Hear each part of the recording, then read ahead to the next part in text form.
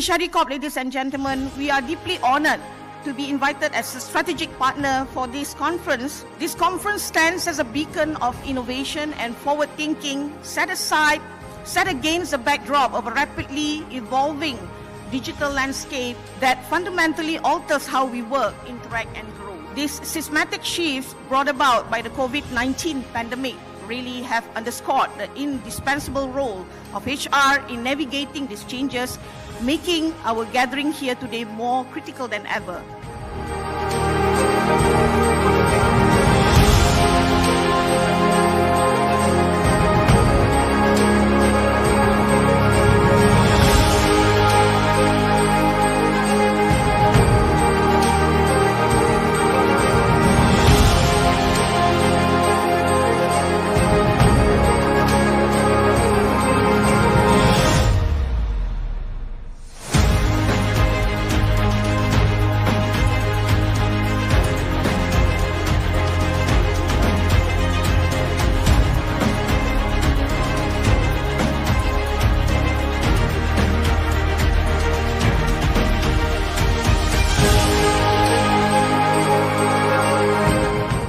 And we like number of people yang datang, the event. It's a very wonderful job done. Even till now, we've been part of many events out in the West and in Europe as well. Having all this knowledge under one roof over 2 days is really useful. I think the organizer has been doing a great job so far. I think everything else is good. The traffic is great. Yeah, we did enjoy our time here at the event. I actually quite salute, with how they organize the whole thing, starting from the registration, everything is quite organized, in sequence, in line. And of course, they provide even food for everyone. A lot of familiar faces. So dia macam nak satu big reunion macam tu. If it's on again next year, we will certainly be coming back. Scene here in KL is outstanding, and we hope to join you guys again in the next event.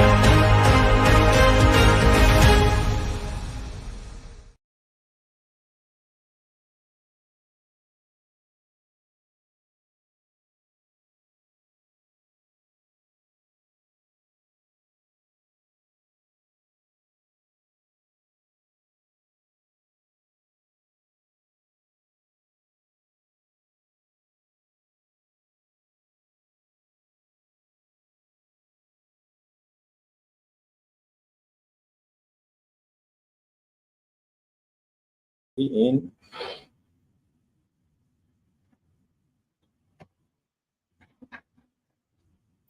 hold on.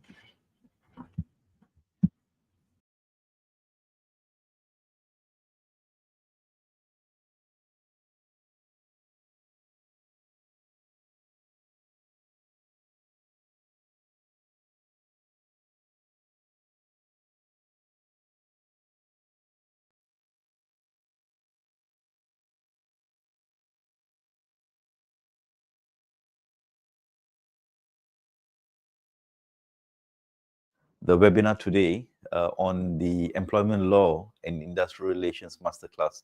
But before I begin, I hope you all are able to see me, you're able to hear me. Today's session will take not 4 hours. I know in the banner it was printed as 4 hours. There was a small typo there. We will roughly take about 2.5 hours to maximum 3 hours, right? It's going to be a very powerful, very compact webinar.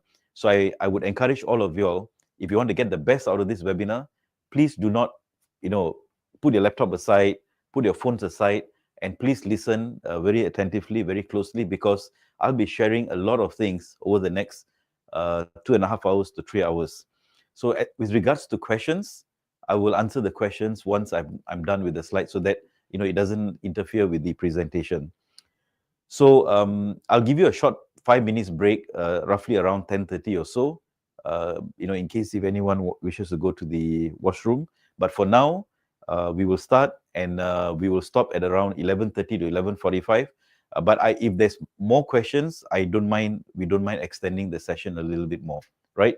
So 9 to 12, please sit on your chair, do not go anywhere, and focus. If you have any questions to ask, please raise your questions in the chat box, and later part, once I'm done with the slides, I will share with you. So now I believe many of you all would have heard about this program that we run. This is our signature program.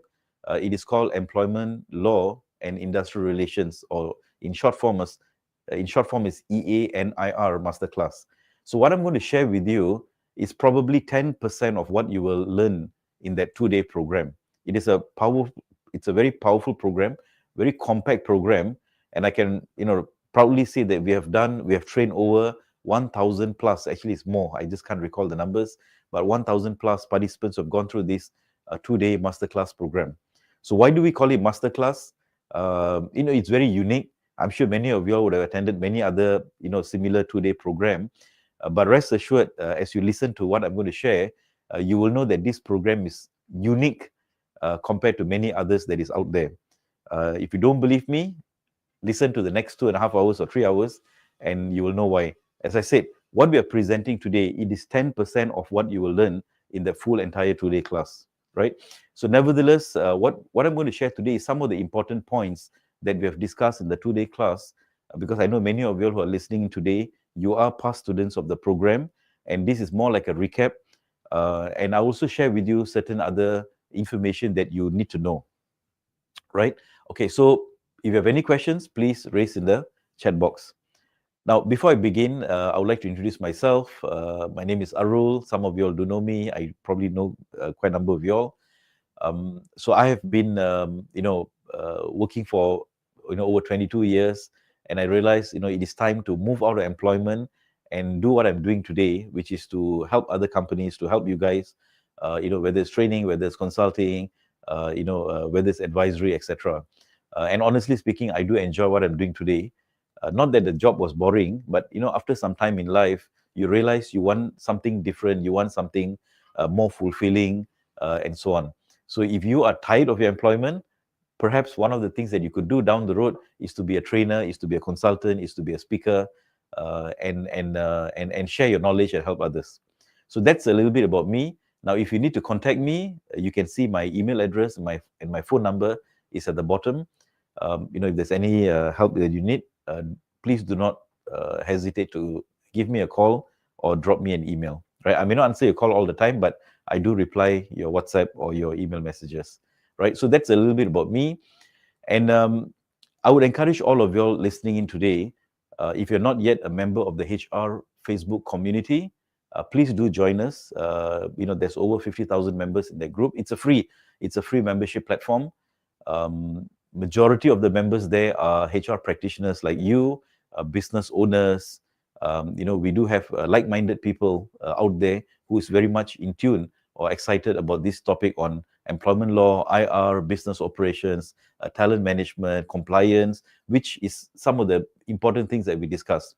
So by you joining this community, you will be you make yourself accessible to hundreds of HR documentations, policies, letters, templates, and we do webinars like what we're doing today, webinars, and we have got seminars. Literally, you don't pay anything for seminars except for the food. we share what is latest, right? So if you want a one-stop center, a one-stop point to know what's happening in Malaysia with regards to HR matters, right? This is a platform to go. So you don't have to go and search here and search there, etc. This is a platform to go, and we can, I can safely say you will not be able to find a platform like this in Malaysia, right? Don't believe me? Do join us, right? Or maybe those of you listening today, am I, correct to say that this is probably the best platform for HR practitioners in Malaysia to be in, right? If you think it's, if you agree with me, share your thoughts in the chat box now. Okay, so do join us, and I would like to encourage all of you all today. Your subordinates, your team members, your business owners, get them to join the platform as well. In fact, today's session, I encourage all of you all, the next time if we do a similar program, please get your bosses to join as well. Sometimes bosses are stubborn, they don't listen to you, they don't trust you, they rather trust a lawyer, they rather trust someone outside, but not you, right? Why? Because, bosses wants to know, are you really sure? Sometimes we as HR, we have failed to win the trust and the confidence of the bosses. That's why sometimes boss will say, can you ask the lawyer? Can you ask this person? Can you ask that guy, etc.? So why have you not win your boss's trust and confidence? That's because of knowledge, right? So getting your boss to join programs like this, if it's a webinar, it helps, right? Some of you will be cracking your head, and you'll be, you have this, pain point. You have these sad stories to share. My boss don't listen to me. I've told him that we cannot do this. He insists in doing that. We cannot force leave for Chinese New Year, for Raya, but he still want to force leave, etc. Get him to join the group. Get him to join the forum, right? And let me also tell you this. If you have a very young, fresh graduate who has just joined your department, please do not rush to send them for training, because you're going to waste your time and money sending a young professional, a fresh graduate for a 2-day program.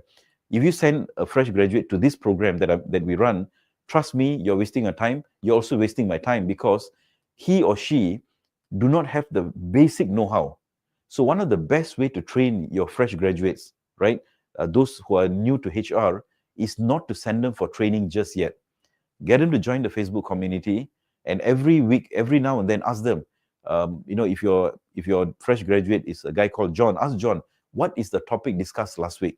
Is there any new templates that was shared? Is there any new announcement? Is there this? Is there that? And when you ask this kind of thing, they are forced to follow, to learn, to understand, to ask, and so on, right? So once they have got the basic understanding of EA and IR, then you send them for a 2-day training outside, right? So I would encourage all of you all again, get your bosses to join this group. Sometime when the bosses read, oh, no wonder my HR is telling me cannot. Oh, I see, that's why, and so on. So this will help you to run your job even better. The problem with us is this: we are a good informer. We inform the bosses. There's a change in law here. There's a change in law there, but we are not educating them. So for me, informing and educating is two different things. When you inform, you say, boss, there's a change that is going to happen next month. Boss, the government said this, the boss government said that. That is called informing. But when you educate the bosses, is you, in the first place, you must know what what is this topic all about? What is this changes all about? You got to get yourself familiarized. Then you tell the boss, dear boss, can I have an hour of your time next week on Monday? I would like to brief you, on the amendment to the Sabah Labour Ordinance, or amendment to this particular act, or the changes to this process, right? I would like to brief you. So that is what I call as educating, right? You take about half an hour to an hour, you sit down, you prepare your slides, make sure that you know what you're saying, you've done your research, you've done your investigation, and then present to your bosses, okay, this. Now, if you can do this religiously, right? You do this frequently, every quarter, you have this 1 hour, 2 hour, or as and when there's a changes, or as and when there's something new, and you do this, and your boss knows that you're very thorough. Every question that he asks you, you're able to answer. Now, I can tell you, surely, someday down the road, your boss will not ask you, can you go and ask these people, call the labor department, call the lawyer, etc. Because why? He will now start to trust you. because he knows you know what you're saying. But the problem is when we don't know half the thing. The boss has said, what is this all about? Boss, I'm not sure, but let me call the authority. Let me ask here. Go to Facebook. Go here. WhatsApp. What is this? What is that? Now, that's not the way. So HR cannot be a zombie. We cannot be a clueless person in the organization. Don't know what we are doing. So in order to learn, I would encourage all of you all, get to this community every day. Find some time. You will tell me, I'm so busy. Agreed. Who's not free? Everybody's busy, right? You got to make time, right? You got to make time to learn. And if you have no time, then sacrifice your Netflix, sacrifice your Starbucks outing, sacrifice going to the malls, right? Sacrifice your holidays, sacrifice your weekend. And the learning journey, right? It takes a lot of effort at the beginning. Once you have the basic knowledge, once you have that basic, grip over what, over the matter or IR or EA or etc., you know what you know, you'll find that learning becomes easy. Learning is a breeze, right? So in order to become better, to become better, in order to climb the HR ladder, in order to, earn more money, right? Learn. Push yourself to learn. It could be punishing. Make it a painful process, but trust me, the reward is there. Some of you all would be earning 3,000-4,000 ringgit, 5, 6, 8, 7,000 ringgit. But do you know the salary of a HR, a senior manager in a bigger company can be anywhere between 25,000. A HR director in a large company could be earning 30 to 40,000. A CHRO could be earning 50 to 80,000. Now, HR also pays well. If you want that kind of money, you got to work hard, right? You got to work hard. You got to make sacrifices. All the successful people in the world, right? Whether it's a businessman, whether it's a politician, whether it's a sportsman, whether it's a musician or an artist, etc., they did not achieve success by relaxing, enjoying. They put conditions, excuses. They all have struggled, sacrificed. They've made great effort. Sometimes can be very painful effort, right? It can be excruciating pain to reach where they are today. So if you want to be a better HR professional, you want to grow the HR ladder, attitude and mindset has got to change. We got to make sacrifices, right? So that's a little bit about, how we could be better off, how we could be more successful in the coming years. So as usual, I would like to just run through this one quick slide before I move on to the next steps. Now, this slide simply says that compliance, when we follow the law, it is safer, cheaper, right? Safer and cheaper. But when we don't follow the law, when we try to maneuver, we try to circumvent, we find shortcuts that is not acceptable, that is called non-compliance. And if it's going to be non-compliance, it is going to be painful for the company eventually. Today we may run away, we may avoid, but when we are caught, it's going to be very painful and it's going to be very costly. So if you think compliance is expensive, try non-compliance. So let me give you a small example. It is now 9:15, and let's say you've not had your breakfast, so you plan to drive to one of the kopitiam, and you want to get a quick grab of nasi lemak and teh tarik. So you park your car on the roadside. You think that I think the Majlis guy at this moment, the DBKL guy, I don't think he's going to come. Probably he's having his breakfast. And you park your car, make a quick dash. 20 minutes, you're done. Back to your car. You realize there's a summon on your windscreen. Now that is a behavior which is a non-compliant behavior. And now there's a summon that you're going to pay. Let's say 20 ringgit, 40 ringgit, whatever amount that your town council charges you. Now, if we were compliant, the cost of compliance is a mere 60 cents, right? 60 cents, that's it. But because we choose not to be compliant, we now have to pay 20, 30, 40, 60, 80, 100 ringgit. And if we are compliant, right, let's say now, to be compliant, I take out my phone, I open the app, within a few seconds or maybe within less than a minute, I can, enable my online parking coupon. And 60 cents within less than a minute. But because we choose not to be compliant, Now we have to pay much more than 60 cents or whatever the amount is, and it's going to take me much more time to pay for this fine, right? So compliance is expensive. Sorry, if you think compliance is expensive, try non-compliance. And when the company is hit because we choose not to comply, it's not just about paying the fine. You know, there'll be an effect on your brand, on your image, right? The company brand.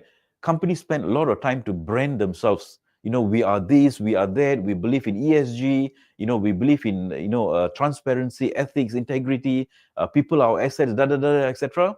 But a simple act of non-compliance can erode, can break, or damage your reputation, can ruin your reputation, right? Your employee morale. Do you know that businesses have been affected when they don't comply, right? One of the example I can share with you without naming the names of this company is companies that have, that faced allegations of forced labor. I know one of the company used to be a multi-billion-dollar company. Today, they have shrunk to be a very small company, probably 10 to 20% of what they were, at their peak. Why? Why did the customer pull out? Simply because non-compliant. No customers would want to work, or engage you when you don't have the process and policies and and you don't comply. Why do companies spend a lot of time to get ISO certification? Why? Because when you are ISO certified, you are now you're basically telling your clients that we have process and controls in place, and we are a stable company. We believe in compliance and whatnot, etc. So, in other words, right, compliance is cheaper. It may be costly to implement. It may take some time. It may be very painful. But once you've gone through that journey, once you have crossed that, phase, life will be much more easier, right? So I would encourage all of you all, whenever you do a HR presentation, especially presentation that touches on policies, on compliance, on regulations, on the law, run through this one slide. Make this as a mantra, right? Make this as a guidance in your company, so that everybody echoes this, so they know compliance is cheaper than non-compliance, right? So I will share these slides with you all. By the way, these slides I'm sharing today will be shared with you once the call is over. We will share this in Facebook. You can go to Facebook and download these slides. Okay, now, first and foremost, what have you decided for year 2025? Right? What have you decided? You must have some plans, right? So last year, December, some of you all may not be aware, we did a free seminar, right? We had a seminar, a half-day seminar on developing HR KPIs for year 2025. So you must have your plans. An organization that do not have a plan for the year, or a HR department that do not have a plan for the year, we are like a blind department. We just follow the flow, right? Now, we cannot operate in that manner. So 12 months later, when we look back, what have you achieved? Nothing much. So you got to set your focus for the year. Is it too late? It is never too late, right? It is never too late to do something that is right. So if you have not set your plans for 2025, it's okay. Jan, Feb, March is over. We still have 9 more months, right? 9 months is a very long period. So what you should do is, now these are some ideas, what you should focus on 2025. So I've broken up this into 3 aspects. One is compliance and governance, right? Rules, regulations, right? Compliance means you comply with the regulations. Governance means your internal controls, transparency, ethics, integrity, right? Compliance and governance. So for example, have you established your employee handbook? Have you updated your policies, right? If you've not updated your policies, employees will not know. Okay, even if you've updated your policies, have you communicated the contents of the policies to your employees? Now, if you've not done so, if the employee makes a mistake, don't blame them. It's your fault because you have not done your job. So have you updated your employee handbook policies? If you have not done so, in the forum, there are over 45 sample policies, right? Take these policies, use it as a reference, quickly develop your own, run through these policies with your stakeholders, fine tune it, publicize it, right? So update your policies. Is your company compliant with Employment Regulation 1955? Now, this is something new that many people do not know. When we talk about rules and regulations, right, it's not just that one booklet called Employment Act. There are also regulations that has been put in place over the years by the Human Resource Ministry. So one of the things that many of you all may not be aware. So if you have a paper and pen with you right now, please write down the next activity that you got to do is to download a copy of the employment regulations. You can download from the Labour Department's website. You can also download from the Facebook community. Employment Handbook 1955, Employment Regulation 1955, which talks about, the format in which you should keep your pay slips. Should it be hard copy or soft copy? Right? If you are using soft copy, are you being compliant? Maternity register. What are the elements that must be in an employment contract? Now, all these things can be found in Employment Regulations 1955. So if you're hearing this for the very first time, and if I'm your MD, if I'm you're the owner of the company, I'll be very angry with you. How come you call yourself as a HR manager and you don't even know that there's a Employment Regulations 1955 that exists? Right? Just imagine if Labour were to come and audit on you, and then they realize, hey, you don't comply with this. Okay, now fine X amount of money. Your boss is not going to be happy with you. Sometimes we go for lunch, we switch off the lights. Now, these are all cheap savings. Why do you want to switch off the lights? Trying to impress the boss that, I'm so, I care for the company, etc. But a simple matter like this, you will be fined X amount of money, can be thousands. So how many months you got to switch off light to earn back this money? So sometimes we think we are working very hard. Sometimes we think that we are, the best employee. But I can tell you, if all these are not done, we cannot call ourselves best employee. So you got to ask yourself, do not wait for the authorities to come and remind you.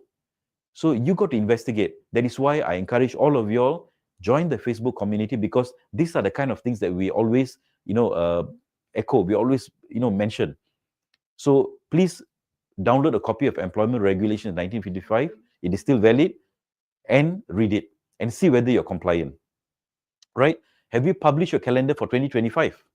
One of the regulations which I'm going to share with you on public holiday, Section 8, Section 9, what is mandatory, one of the items which exists in Employment Act says that companies must publish their yearly public holiday calendar before the year starts.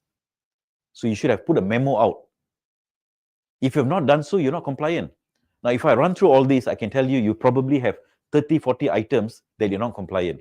But if I would ask you this, are you compliant? Is your company compliant? Yes. But now I've just proven that many of there are areas that we do not know, we are not aware of. Sometimes we don't know what we don't know, right? So please download a copy of the Employment Regulation 1955. Make sure that you have published your calendar. If you observe all public holidays, it's easy. But if you're going to move your public holidays, can you move the public holidays without employees' consent?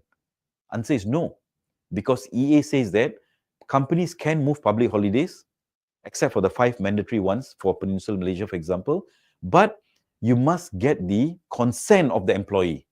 So as a company, you cannot just move. Just because you want to move, you cannot move. You must get the consent of the employee. I will share with you in a short while, right? What about employment contracts? Have you reviewed, enhanced your contract? For example, can an employee leave your WhatsApp group? Right? Most companies, you use WhatsApp for your communication. Can your employees leave WhatsApp group? What does the case law says about employee leaving? Employee will tell you, you know what, so and so, this phone is mine. You're not giving me a phone. You're not giving me a company line. You're not giving me a company phone. I don't want to use my phone to join company WhatsApp group. So how do you manage behaviors like this? Because of that, you got to be ahead of time. So as HR, you got to be always ahead of time. You got to be always one step smarter than employees.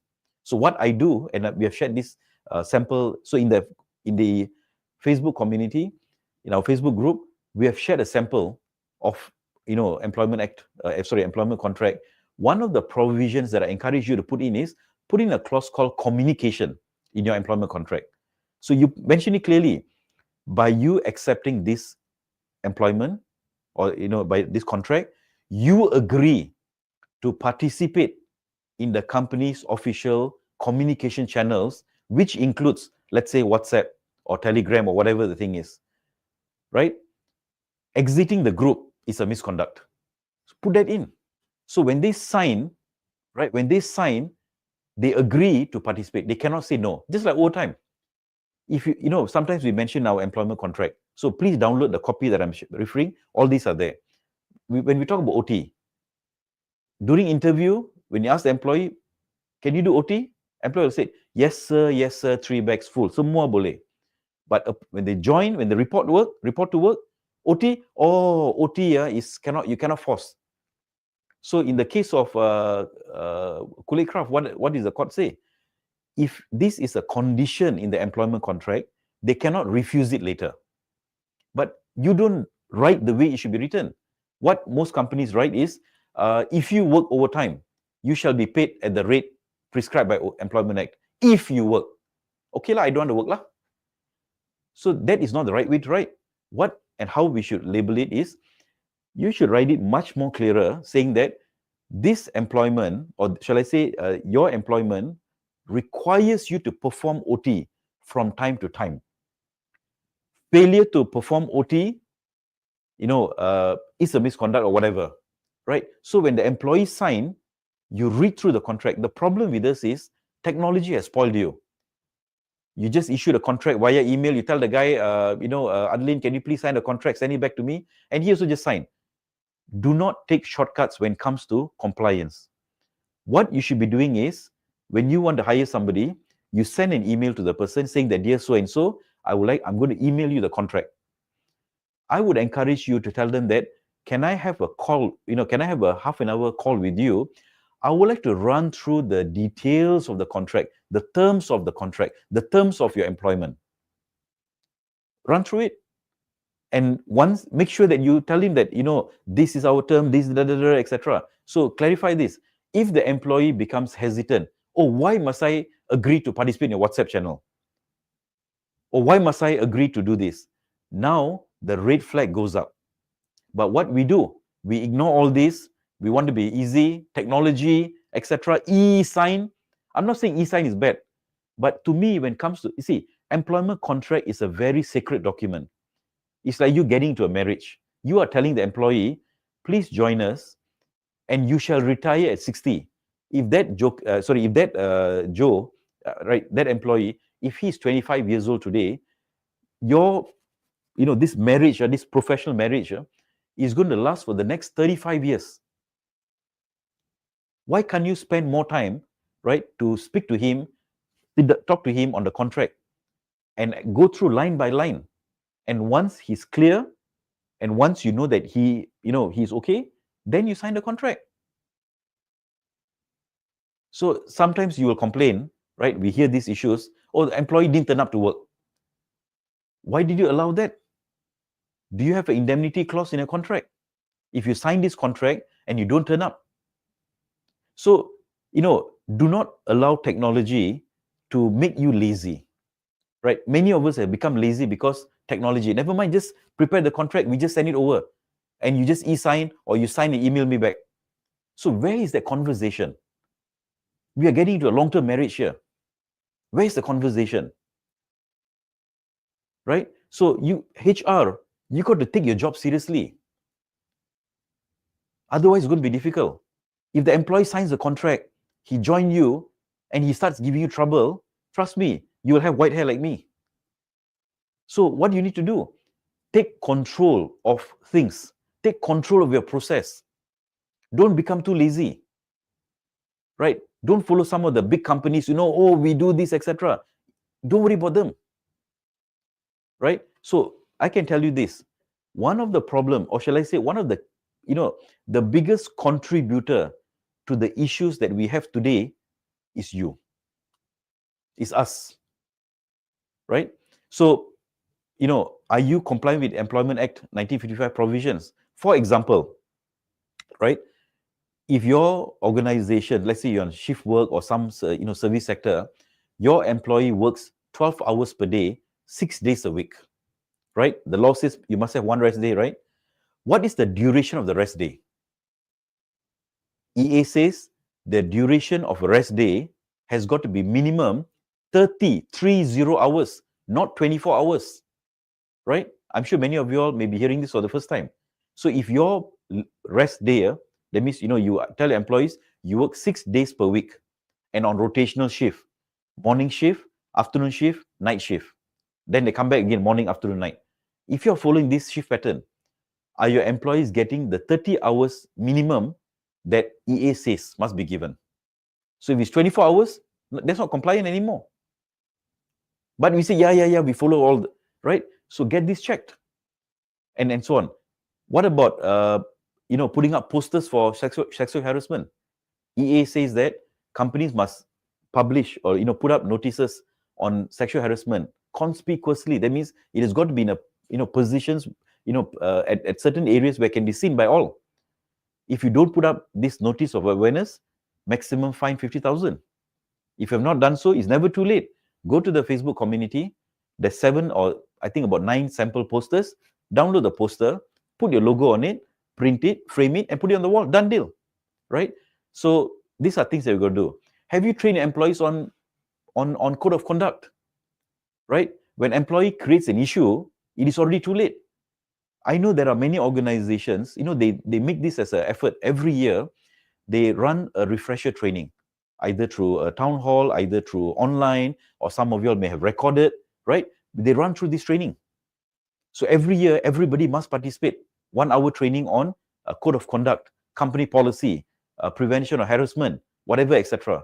Every year they do it, right? So that you keep reminding your employees, you keep reminding them that compliance, law, guidelines, regulations, so that they will know, right? You want to change behavior, it's not about team building.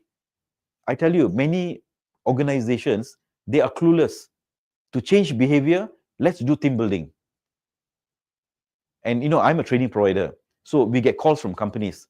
Can you do, we would like to do team building. We want to see changes in behavior. We want, I tell companies, come on, don't waste your time, don't waste my time. What you failed to do for 20 years or 5 years, you expect me to do in 2 days, 14 hours? Come on, how can you change behavior in 2 days? Right? So behavioral change takes place, after rigorous, consistent effort by the company. Right? Now, if you are doing manual training, you find it so difficult because my guys everywhere, then digitalize your internal trainings. HR Forum provides services to create for you LMS, digitalize it for you, claim from HRDF, right? So no excuses, no expertise, find somebody who can do it. No money, use your HRDF funds, right? So no excuses, I tell you. If you really want to, create a company that has discipline, a successful company, then you have to change the way we do things, right? Have you established a domestic inquiry panel, right? If you're having foreign workers, have you enhanced your foreign workers management practices, right? So these are all the compliance part that you got to do. Never too late, right? Many of the documentation and resources is in the Facebook community. Go and download it, right? Now, what about operational, right? Have you completed training for all your managers? Managers, I can tell you, managers, some are good, some are responsible, some of them, they really, don't care much. Do you all agree that your biggest headache in the company is managers? Do you all agree? Line managers are the biggest headache in some organizations. I'm not saying all. Why? Why did these managers today has become, in Bahasa we say, Bermaharaja Lela? Why do they act like kings? Because you allowed it. You don't put in proper controls and processes and so on. You don't train them, right? You don't hire the right person. You don't promote the right person to be a manager. So they become heroes. So and they start giving you headache and nightmare, right? Have you set up PIP framework? If someone cannot perform, are we doing? So later part, I'm going to share with you the PIP framework. I'm going to share with you the probation flow, the systematics flow, but that is later. So have you set up your PIP framework? Have you strengthened your probation management? Have you established, one-to-one sessions with your managers. Get your manager to do it. Have you simplified processes, right? What about interview? Do you do a one-to-one interview or do you do a panel interview, right? And many other things. You can ignore the last part on the levy, right? And what about strategic aspects? So, these are the three areas: compliance and governance, operational, strategic. So all is important. In order to be a successful company, it's not just about compliance and governance, but also to have, very strong operational systematics, a very strong, focus on what are those strategic, the future-looking things, right? Training plan for your line managers, succession plan. Have you mapped your competencies? Have you done your TNA? Have you set up your internal coaching and mentoring, which is a free, doesn't cost you any money, right? Today, when we talk about technology is not just about e-sign. Have you set up your own internal LMS, right? If you don't have, talk to us, we'll set it up for you, right? So no excuses, because we think we go to work 9 o'clock, we finish work at 6 o'clock. Oh, I've done a good job. I'm one of the best employee. Are you sure? If you don't do many of these things, you are replaceable. I don't need you. But if you do all of this, no companies would want to lose you. They will pay whatever it takes to keep you, right? So sometimes, we think that my company is not paying me enough. My company don't appreciate me. Why should I appreciate you? What are you doing? Come to work 9 o'clock, go back 6 o'clock, process this, process that. Highly paid clerk, highly paid administrators, or are you a strategic contributor? So if you are HR, take note of this. If you are a business owner listening today, what is your HR doing? Right? And I always tell business owners this, do not waste your HR's time with, petty work. So many of this, right? So I'm going to leave these slides with you. So it is never too late. If you have not done so, you still have 9 more months, right? It's better to do something. Of course, you can't do everything one go. Prioritize it. What is urgent? What is important? What is crucial, right? Get those things done. Now, I can tell you this. Many of the, items here, right? Plenty of resources available in the forum. Policies, succession plan template, right? Coaching documentation, how to establish probation, PIP framework, grievance form. All these documentations are in the forum. It's free. So please make the best use of it. Now, let me go through a few items. Some of you all may be aware, some of you all may not be aware. Now, last year, right, wages, right, when we pay salary has got to be paid through financial institution, through the bank, to the employee's bank account. But last year, the government, of course, the Ministry of Human Resources, they now allow foreign workers' salary to be paid through these 6 e-wallet providers for foreign workers only, right? Because one of the challenges that you have when the work permit expires, the bank will freeze the account. So when you pay salary, the salary can't go through. Then you got to do manual payment. So one of the way out of, to avoid this is paying through e-wallet.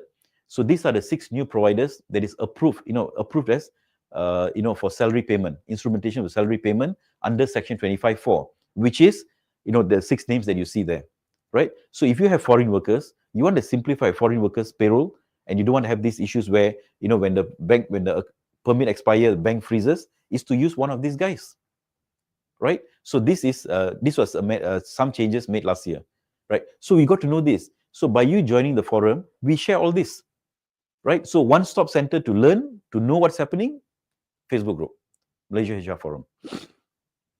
Now let me touch on public holidays. So sometimes we get confused. Like recently, Malacca, they have moved the so-called the Awal Ramadan public holiday as a third Raya holiday, right? So they do not observe Awal Ramadan anymore. And now, so there's one public holiday available there. They now have extended. For me, I think this is a brilliant move by the state government of Malacca. In fact, if your company, you've got a lot of colleagues who are Malays, Muslims who celebrate Raya, maybe this is one way. By default, people take leave. So what you can do, reorganize some of this public holiday and extend it. So for me, I personally think the move by the Malacca government was good, which I would encourage companies and probably other states to do it as well, right? So So what public holidays are mandatory and not mandatory? So please listen carefully. Now, the public holiday, right, it is section 60D in Employment Act. It says this, the minimum public holiday that must be given to your employees, the minimum is 11 days, right? 11 days. Now, in the 11 days, there are 5 days that is compulsory. You must observe, which is Merdeka, the king's birthday, the state ruler, either the Sultan, the Raja, the Yang di-Pertua Negeri, so their birthday, Labor Day or Workers' Day, and Malaysia Day. So these 5 days, you must observe on the same day. So what about the remaining 6? Because you got 11 minus 5 is 6, right? So the remaining 6, you can choose whatever you want. You can choose to observe Hari Raya, Deepawali, Chinese New Year. You may choose not, you may say, okay, we don't want to observe Christmas, or we don't want to observe Vesak, or we don't want to observe this, right? That's up to you. So the 6 you can choose. But this 5 is mandatory. So 5 plus 6 is 11. Now, if the federal government, right, announces, let's say our Prime Minister announces an additional public holiday under Section 8, you must observe. Even though your company says 11, you must observe, right? But if the state government declares a holiday, that'll be under Section 9. That's up to you. If a company policy says observe all, you got to observe all. So, in short, what is the minimum public holidays you must observe? 11 days plus Section 8. If the government don't announce any holidays, then there's no holidays. But if the government announces additional holiday under Section 8, then it is 11 plus Section 8. If it's 1, it's 11 plus 1, 12. Right? So it's not just 11, it is 11 plus Section 8. Right? So in the 11, these 5 days must be observed. And these 5 days must be observed on the same day. Not, can you move, let's say for example, Merdeka falls on Monday. Can you move Monday to Friday? You can't. The other 6 you can move. But these 5 days, what you see on the screen right now, must be observed on the same day. Unless if it's a rest day, let's say if Merdeka falls on a Sunday, then Monday becomes a replacement public holiday. But if Merdeka falls on a Monday, you want to change it to Thursday, you cannot. Right? So these 5, you cannot move. The other 6 you can move. So that is public holidays, Section 8. So Section 8, it is always declared, it is declared by the federal government. So federal is 8, state is 9. Remember this, federal 8, state 9. So if the state government announces a public holiday, it is Section 9, federal is 8. So remember, federal 8, state 9. So that is Section 8 and Section 9. So Section 9 is state holidays. And where can you find all this info? Under the Holidays Act, not Employment Act, Holidays Act 1951. So I've already mentioned just now that these are the 5 public holidays that you must observe, minimum 11, plus any additional holiday declared by the federal government under Section 8. Now the challenge is this. So do I need to observe more than 11? That goes back to your policy. If your policy says that we observe all, so there are 3 types of policies that I've seen out there. One, they said minimum 11. So if minimum 11, if now, wherever you are operating, whether it's Johor or Penang or Kedah or Kelantan, if your state government, announces a holiday under Section 9, but your company policy says we only observe 11, then you don't need to observe this. Because why? Your policy says 11. So one practice out there, they only observe minimum. The other practice is they have given, they practice more than 11, but not all. So for example, company observes 16 public holiday only. And what are the 16? So now, if the state government announces a public holiday, additional public holiday, you don't need to observe. Why? Because you only observe 16. But the other practice is we observe all. So if your policy says you observe all, if the state government announces an additional public holiday, then it is going to be all plus the new holiday that is announced. Right? So either yours is minimum 11, or you observe certain number, or all.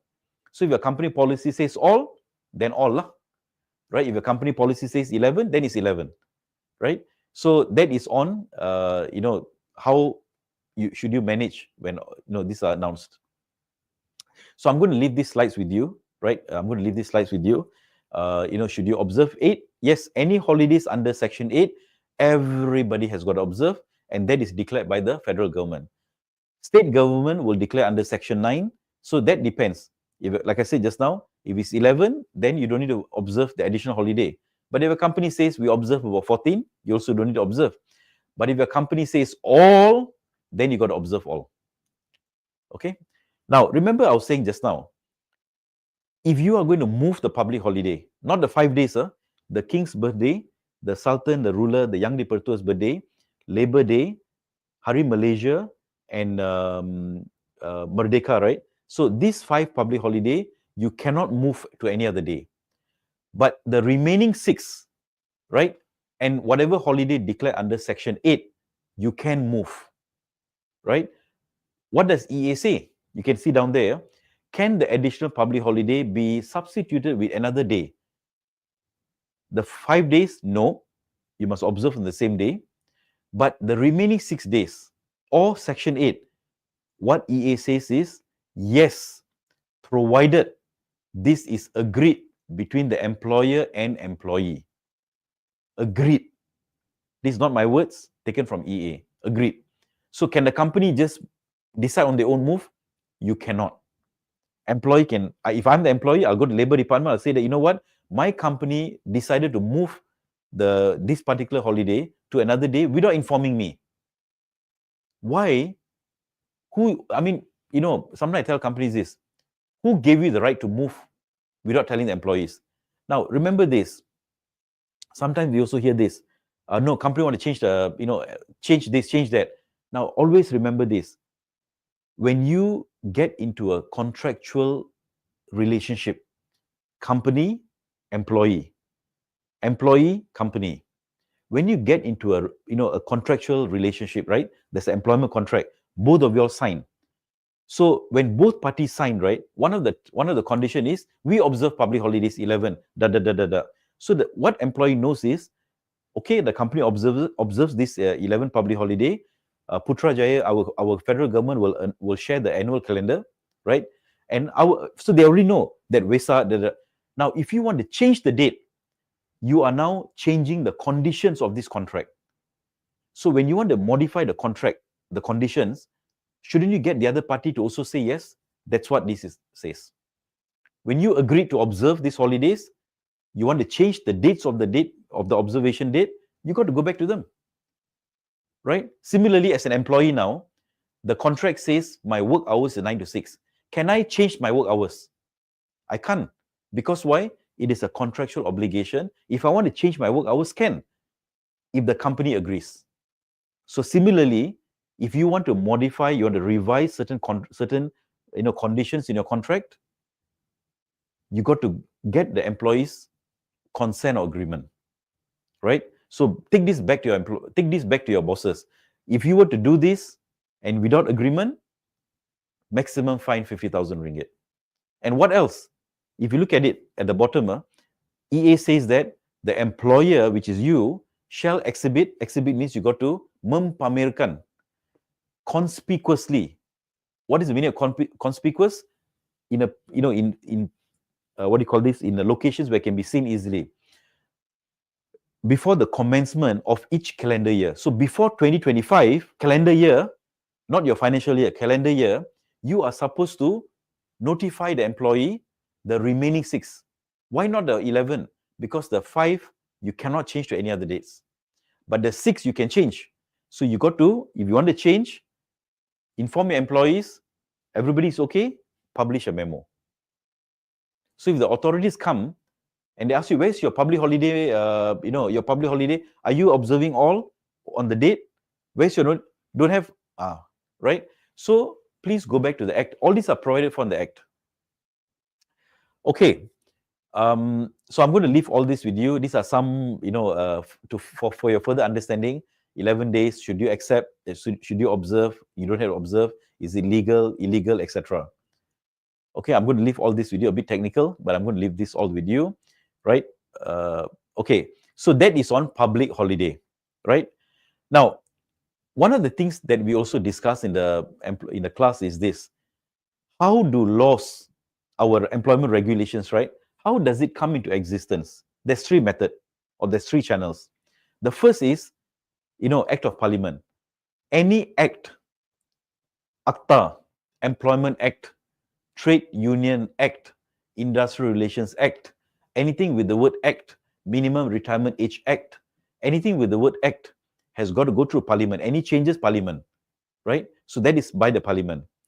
But what happens is, not everything, our HR ministry cannot always run to Parliament every time they want to make some, changes here and there.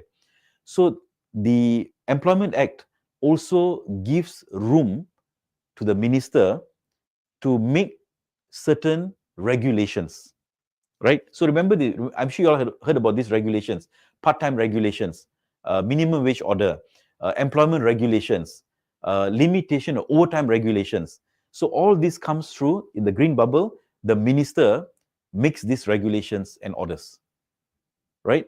So that is the third bubble. So these two, EA you can read, and orders, regulations you can read, right? You can print out, you can highlight, you can read, show. But there are certain practices that has taken place. It is not really clearly provided in the Act. You can't find the regulation. For example, can I force, let's say now Raya is coming, right? Since our supplies all are not working, our customers not working, I want all of y'all to take 5 days annual leave. Can I do that? Now your boss says, John, New Year's coming, I want you to tell all employees, everybody must take 3 days public holiday, 3 days annual leave. Public holiday 2 days, the other 3 days annual leave. John said, boss, we cannot force them. Who says so? Show me the Act. Where is it? I want to see black and white. You can't find this black and white. You look at Employment Act, it's not there. Regulations not there. Why? Because if there's a case, there's a dispute that goes to the court, either it's industrial court, the High Court, appeal, or federal court. When it goes through the court makes a ruling, or even the labor court makes a ruling. It becomes what we call as a case law. If I want to retrench somebody, should I follow last in, first out? Right? So when a court makes an order, a ruling, that becomes binding on companies now. Fixed term contract.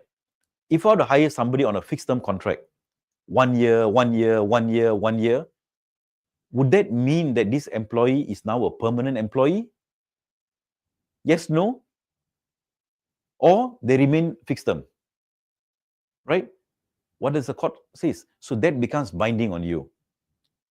If I were to, for example, the other one, if I were to retrench an employee, I must pay them 10 days, 15 days 20 days per year of service.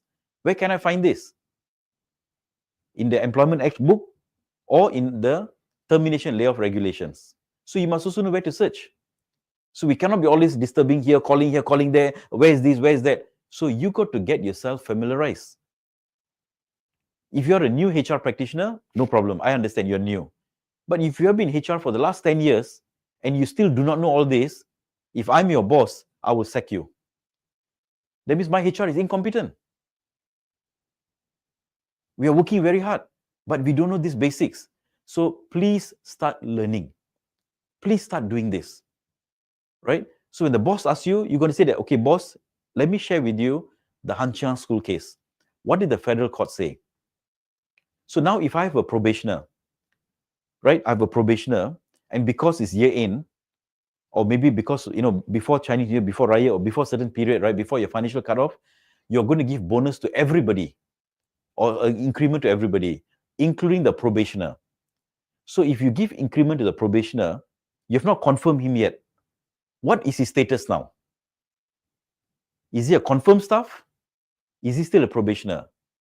Case law says that if you give an increment to a probationer, he is deemed to be confirmed. So if you call me now, can you show me the Act? These are all not in the Act. It goes to the court makes a decision, it becomes binding on you. So you must know this. So share this with your bosses. I'm going to share these slides with you. You share this with the bosses. Boss, every time you ask me, where is this? Let me tell you how things operate. Act of Parliament, case laws, orders and regulations. Overtime. What is the maximum OT? 104. The boss will say, show me the act. If you go and look into the Employment Act, the book, you will not find 104. But so where can I find 104? There is a regulations called Limitations of Overtime Regulations that states that the maximum OT is 104. If I want to exceed 104, can or cannot? You will say cannot. Again, it's wrong. You can exceed 104. You apply for approval from labor. You get it? Yes, you can do more than 104. Right? So you got to know all this. So there is a document that myself and Haji Hussein, who's the ex-retired labor director, we prepared a document called Road to Compliance. How do you ensure compliance? Right? It's available in the forum. Download it, read it. All the various provisions. We call it as Road to Compliance. Right? So you must know all this. If you're a fresh graduate, don't know, never mind. But you call yourself HR manager, or you've been HR for last 10 years and don't know all this, I also don't know where to put my face. Right? No excuses. You got to know your stuff. You got to know your job. You got to know your work. You got to be competent. Right? So I'm encouraging all of you all, if you do not know all of this, before you get into embarrassment, please get yourself trained. Join the HR. We do this training. I'm not shy to invite all of you all to join this training. 3,200. Oh, 3,200. If you read the cases that goes to the court, 1 million fine, 1 million award, 500,000, 1.3 million, 400,000, 200. So why can't we invest 3,000 to avoid 1 million? Right? So penny wise, pound foolish. Company can spend money on unnecessary things, but something that is crucial to avoid, this kind of penalty, we don't want to invest. So penny wise, pound foolish, right? So as HR practitioner, you better know this. If you don't know, then why are you still in the job? Better go home and rest. Company wants HR to bring them from where they are today to the next level. But if HR practitioner is clueless, blind, you don't know what all this, they just come and, highly paid clerk, come and do paper processing every day. And then they're so happy that, I'm contributing. Answer is no. We don't want that kind of HR practitioners. That is a clerk. As a HR manager, you must be able to bring your company from where they are today to the next level. Now, I've covered this in the previous webinars we had, including the one that we had 2 days ago. But let me ask you this. Who qualifies for termination benefit? Right, this is one of the items we discussed. Who qualifies for termination benefit? Above 4,000, no. That is an incomplete answer. Right? Again, see, I'm going to target HR managers. If you're HR exec, no worries. You're still young. HR managers, HR directors, CHRO, if you're listening in today, and you don't know this, right? If I'm your boss, I'll give you a warning letter already. Now, who qualifies for termination benefit? There's two categories of employees here, right? Of course, when you read first schedule, it's a bit, not easy to understand. I've illustrated in a simple, nice table, given a color code, green color, red color. So those employees in the green box, irrespective, right? You see on the left-hand side, if you're a manual labor, if this employee is operating or maintaining any mechanically propelled vehicle, or if they are looking after the jaga operator, jaga technician, they are supervising, or oversee other employees in manual labor, it doesn't matter what your salary, 4,000, 8,000, 10,000, your lorry driver, 10,000 ringgit, he is entitled for overtime. He is entitled for termination benefit, right? But what about other employees? HR officer, HR exec, HR manager, finance manager, planning manager, production manager, director, who's an employee, are they eligible for termination benefit? If their salary is up to 4, yes. So HR manager earning 3,005, he's in the green box. He is eligible for overtime. Yes, title manager. EA do not follow titles. It follows their wages. So if they are, and wages and what they do. So if HR clerk earning 4,000 too, no termination benefit because they're in the red box. So those people in the red box, right? Remember this, the amendment that has taken place in 2023 covers everybody now. Those days, people below 2,000, right? And manual workers. Today, everybody's covered. Even your CEO who's employed. If you employ a CEO, there's a contract. Okay, you are now a CEO, your salary is X amount ringgit a month. There's a contract of service, right? He is covered under Employment Act. But of course, if you terminate him, his salary is above 4, no termination benefit. But what happens, let's say, a very small startup, a small company, they hire a director, title director, but the total salary, right, only 4,000 ringgit, exactly 4,000. Would this director be eligible for overtime, rest day pay if they work on rest day, public holiday, termination benefit? Yes, because his wages are up to 4,000, a director. So it's not about title, but it's about the task they do and the pay that they get. Right? So you got to get yourself familiarized. Who is in the green box? Who is in the red box? One of the things that some companies overlook, right? Now, I'm giving you all these examples. I didn't pluck from the air. I have personally trained over, can't count, right? If I count my webinars and seminars and, and trainings, right? Probably 2,000-3,000, I've trained them. I hear all these issues. People ask, this. So I can tell you, many people out there are not aware of many of this. So if someone asks you, who is not eligible for termination benefit above 4,000, that answer is incomplete, is inaccurate, right? So the 6 items that you see down there, subsection 68, 63, 68.3, and up to 60J, these 6 provisions, right, are not applicable for those people in the red box. Your supervisors, and this is a real story, a supervisor went to HR saying that I'm a supervisor. Why am I not getting OT? But he's not a supervisor today. He was a supervisor a few years ago, looking after the operators. But now, he has gone through a different job change. He's now a planner. He does planning. But the company failed to review and revise his business title.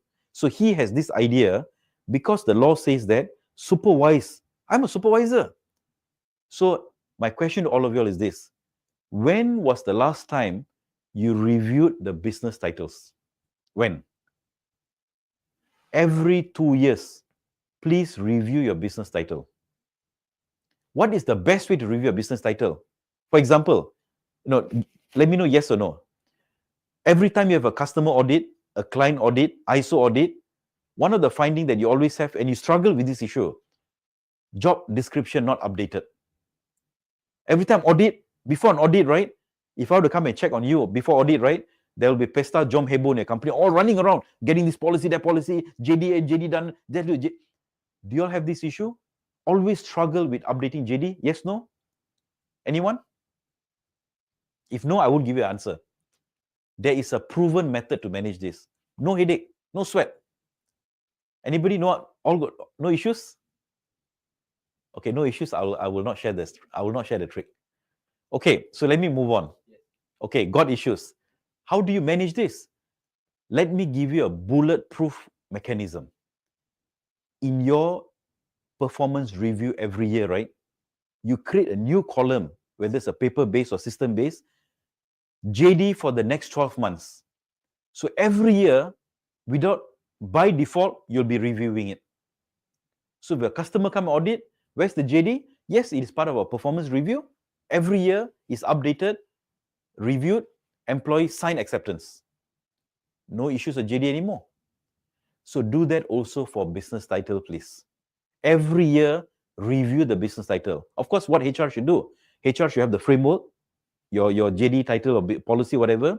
Train your managers. Every year during annual review, you revise it. That's it. Employee will get a copy, right? They have a copy now. So do you need to give employee JD every year? You don't need to, because you're giving them the performance review outcome, right? One of the content is JD, business title, done, right? So a smart HR, right? Let me call a smart HR. They will know how to simplify the process. They will know how to kill multiple birds with one stone. A clueless HR will be running all over the place, busy, running all over the place, etc. And despite them running all over the place they still get issues in audit. But this method, you resolve everything once and for all, right? If you think it's a good idea, put there, this is a good idea, right? Okay, now, why do people leave? Sometimes we hear, oh no, my guys have left, etc. People, according to Harvard Reviewer, people do not leave company. They're not leaving the company, they're leaving the manager. There's also a saying out there, it is better to work for a good boss in a lousy company than working for a lousy boss in a good company. Okay, I repeat again. It is better to work for it is better to work for a good boss in a lousy company than to work for a lousy boss in a good company. So people do not leave company, they leave the bosses, the superior. Why? Firstly, the company did not hire a person who has the managerial capability. Or you promoted somebody who cannot be a manager. Just because so and so has been there for last 20 years, oh, you know what? I think we need to reward his loyalty. I think we need to appreciate. Let's make him a manager. But if he don't have the capability to be a manager, how to be a manager? You must have the capability. So if you have hired the wrong manager, your nightmare starts. If you have promoted somebody to be a manager, but he or she don't have the capabilities, the qualities of a manager, not ready, your nightmare starts. So why HR is always cracking their head, running there? Because we were complicit in either hiring somebody or promoting somebody who's not fit to be a manager. So no point, issuing promotion letter, exciting promotion. Okay, John, you're promoted as manager. After that, your nightmare starts, right? Is John ready? So what Harvard Review says that people leave jobs, they leave managers. So what is the role of the manager? Managers should design jobs are too good to leave. That means the job is so good, I don't want to go. Managers, they must set up shield. Shield means like pelindung, right? Protect the employee from toxicity. Managers must open door to meaningful task or learning opportunities. Managers has got to energize the employee. They got to help the employees to perform at their best, help them to move forward professionally, and you got to care about their happiness, right? Similarly, at home, many of you all are fathers and mothers. So as a father and mother, this is what you do for your kids. You make sure that your kids are happy, you make sure that the kids are safe, you make sure they have enough food to eat, they have proper clothes to wear, there's a roof over their head, make sure they are able to learn. If they're struggling, you send them for tuition. Maybe some of you all will sit down and coach them, teach them mathematics, etc. You do as a manager, as a father, mother. At the workplace, the manager is like a father or a mother to the employee in a different context. So if your employee is not doing well, what should a manager do? Shout at them, hey, HR, hey, come here, right? If you are the father, you are the, in the organization, right? How should your attitude be? At home, we care for employee, but at work, we don't care. Then you're being hypocrite. So as a superior, you can push your employees. You can push them. Push them to what? Push them to be successful. Motivate them to learn. Motivate them to do better. Right? Because end of the day, if the company grow, or shall I say, if your employees, the basic unit in the organization is the employee. If the employee does well, the department does well, the superior's name will go up. People talk good about superior. You know what, John and his department, they're so successful. When the departments are good, the company grows. When a company grows, revenue grow, profit grow. You share this with the employees, right? So that's what you do. So whose role is it to train the managers? Sumber manusia, right? It's HR's role. But if you are busy firefighting, running here, running there, this paperwork, that paperwork, and so on and so forth, then you will never find time for all this. So you got to know what is your priority. Some companies, they spend so much effort and time to reduce costs. They spend so much of time to reduce this much of cost. I would rather spend this time to increase revenue, increase profit, right? You spend so much time to reduce costs. How much your cost you save? This much. How much effort you spend? This much. But if I can spend the same effort to increase revenue or profit from here to here, this is taken care of. So what is our focus and priority at work? Now, let me share with you how to ensure that the managers that you promote, this promotion, are the right managers, right? If you have been struggling with this issue, this will resolve the issue once and for all. First and foremost, right? What are the 3 indicators you gauge? Performance, potential, aspiration. Do you see anywhere length of service? No, it's not important how long you're in the organization. You could have worked for last 40 years for all I care. But what's the point when last 40 years, your performance so-so? So when you want to promote someone to be a manager, you got to gauge their potential, performance, aspiration. Performance, right? Let's say we use ABCD. What is the minimum 3-year performance you need? And I always tell companies this, take a 3-year data. AAA, fantastic. BBB, fantastic. CCC, cannot. Firstly, you see, if someone has CCC last 3 years, 2 years ago C, last year C, this year C, CCC, what are you trying to see here? The minimum expectation is what? It's a B. Now, let me tell you this shocking fact, right? Let's say now, you have hired me, or shall I say you hired somebody, and you tell this employee, your job, every month, you must produce 3,000 pieces of this, right? 3,000 pieces. When you produce 3,000 pieces, I pay 3,000 ringgit. That is now what I call as a contractual obligation. But this employee, every month, let's say if he were to do every month, 3,000, 32, 32, 31, 32, 28, when you average it out, 3,000, he gets a B. B means meet. But if he's able to consistently do more than his 3,000, he gets an A. You exceed expectation. But what if the person every month 2,000, 1,800, 2,000, 2,500, 2,400, etc. It's a C. He's not meeting obligation. So why are you giving C performance increment, even though it's a lower increment? What is the message you're giving them? Because he's not meeting the targets. Every time, listen to this carefully here, every time you give your C performance an increment or a bonus, even though it's a little bit, you are depriving the A and B performers of a higher increment, of a higher bonus. They will go one day. Why? Better offer, better pay. Why have you not paid him? Because you take a portion of what they should get, you're giving the C performer. Why are you rewarding C performer? He's not even meeting your minimum expectation. The C performers are the time bomb, right? A big atomic bomb in your organization. Who developed this bomb? You. Your bosses, your company. Do not give C performers increment. You're not even meeting targets. Why should I give you increment? Because when you give them increment, even though it's 2%, or your bonus, even though half bonus, you are giving them the idea, your performance boleh lah. I can still give you some lah. But just imagine, if you don't give this person, you take this portion, you give to your A performer and your B performer, your A performer, B performer will be much more happier.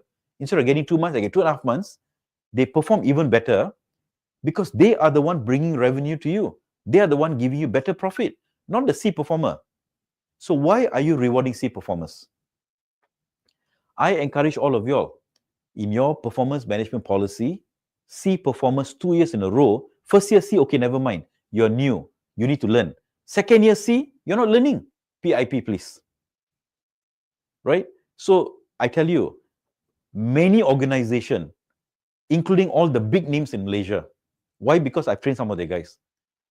Some of the big names, some of the companies that you think, wow, they're so big. Even they make this mistake. Right? So performance, for last 3 years, AAA, BBB, ABB, BAB, BBA, etc. It doesn't matter, but cannot be a C. What about potential? Sometimes we said, never mind, we put him on acting. Acting is too late. So before you put somebody acting, you gauge their potential, give them projects, see how they observe, see how they run. And then you gauge the aspiration. Sometimes the employee performance is good, shown potential, he has demonstrated the potentials, but he's not interested to move up. He's happy where he is. Don't promote him. Or the employee performance is good, he wants to be the manager, but the potential tada. Don't do it. So performance, yes. Potential, yes. Aspiration. All the three must be a yes. And what do you do next? You tell the managers, nominate who you want to promote. So in the forum, there is a form called promotion nomination form. You tell the managers, June, if your promotion window is January, June, okay, all managers, if you want to promote anybody to be a manager, whatever, please submit nomination by June. HR study, call for a discussion with the managers, MD, CFO, etc. Run through all the names. John, can you please present your nomination? You want to promote Sarah, right? Can you please present? And then ask the round table. If everybody says Sarah, yeah, good, Sarah, good, Sarah, good, it's good. But if everybody says Sarah, you know, like this, like that, etc., then why promote? If you still go ahead and promote, if Sarah cannot perform, then PIP. So why ask for trouble? Do you know that 70 to 80% of your issues that you face, your company face, could have been avoided if you have done your processes right? But we don't do all this. We're very busy, creating all this, that, etc. So performance, potential, aspiration, everything must be a yes, right? So if you say that, I want to put an employee on trial for 6 months, if you cannot perform, how? So for me, if you want to put somebody on trial, it has got to be a sure jalan one. Sure can make it. No point, trial cannot, and then turun balik. This is not a snake and ladder game. Try cannot come down, right? It's embarrassing. You make a mockery of your promotional process. Probationers. Never mind, we just hire, got probation, what? To me, even probationers, right? Poor probation can be avoided if you run through your processes correctly, right? I want to run through everything, right? So, but I just want to share this with you. Your JD must be right. There's a process, but it's going to take for me quite a long time to narrate. But there's a process to write JD, not copy, cut, paste, not ChatGPT, right? Do not allow technology to take away your intellectual ability, right? ChatGPT JD is not a proper JD. It gives you a rough idea. You can use that as a rough idea, but you still need to fine-tune it. Some organizations, or let me put it to you, some lazy organizations, they use a standard job profile. Why just use a standard job profile, not a JD, standard job. That means, but when this employee becomes a poor performer, the case goes to the court, the JD will be one document. So if you are lazy and use standard job profile, very generic, the guy will say, I don't know what is my job. My JD says this, but I'm asked to do something else. My JD says this, my KPI is something else. Be prepared to pay money at the industrial court, right? So do not take shortcuts. Don't be lazy writing a proper JD. And what about interview? When you call someone for interview, and I've seen this in action, John, you come from this company, it's written there. How long were you there? It's also written in the JD, is a resume. So why do clarifying? Why you clarify? So during interview, you should be, we should use behavioral interview techniques, competency interview. Are you trained? Is your manager trained? If you are not trained, your manager is not trained, how do you ensure that you have done proper due diligence on the candidate? You have tested him, right? And of course, end of the day, you put them through probation. For me, there is a guaranteed method to ensure all your probationers, if not all, maybe majority of your probationers can easily pass through probation. Instead of having a process where you got to confirm them, you can even adopt automatic confirmation process, right? Automatic means finish probation, you're confirmed, no need letters. How easy is that? But to do that, your back processes must be right. So now, no excuses. Have you been trained, you as HR? Are you trained on how to do behavioral interview? How to do competency-based interview? Have you trained your managers? Because you know, that 1 hour interview is the best bet for you. If you close your eyes, leceh, just shit, what do you call this? Chinchai here, chinchai there, slip shot, etc. You hire him, he cannot perform, you terminate him wrongly after the probation is over, files the case industrial court, maximum 12 months wages. 12 months. How many months you got to switch off lights to save 12-month wages? Right? So please get your priorities right. Get your focus right. Please train up yourself on behavioral interview. Train your managers. Probation, right? Of course, you report to work, you give them the JD, identify training. On ongoing basis, you do reviews, right? If a probation is 6 months, you do 6 months. I've got a case recently. Somebody highlighted this. My CFO, 6 months probation, no review. Then how lah? What is HR doing? What is superior doing? If you don't confirm him, he goes to the court, he files a case, he's going to say that for 6 months I was there, my company never told me I'm not performing. I thought everything is okay. Now, if he wins the case, maximum 12 months. If the salary is 20,000, you pay 20 times 12, 200 over 1,000 ringgit. So, what has happened here? HR was sleeping on the job. Manager don't bother, right? So please ensure that your pre-screening is done correctly. So what you can see here, so if the employee after finishing his 6 months or 4 months, etc., if he has met his, so there's a scientific way to explain this, but I will not go in detail. You want to know more, please come to the masterclass. Cannot give out all the secret today, right? So if the employee met the targets, no efficiency issue, competent, good aptitude, attitude is good, confirm him. But if the employee cannot meet target and he is inefficient, incompetent, inaptitude, or he has got attitude issue, you terminate him. No extension. Every time you extend a probation, you're wasting 3-4 months salary. Right? Terminate. So who do you extend probation? If the employee has not been coming to work, got disciplinary issue, attitude issue, you tell him, you know what, John, I can't confirm you. So I'm going to extend your probation. Why? Because you never behave. So next 3 months, John is going to be a good boy. Good morning, sir. Yes, sir, etc. And you think that, oh, John has improved. Behavior, attitude cannot improve in 3 months. Once you confirm him, he becomes a devil, your nightmare starts. So why extend John? So to me, extension is done only for selective and deserving cases. What are those selective and deserving?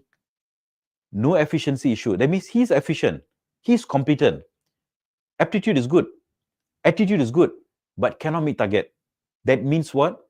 Why he cannot meet target? Because of certain issues that is beyond his control.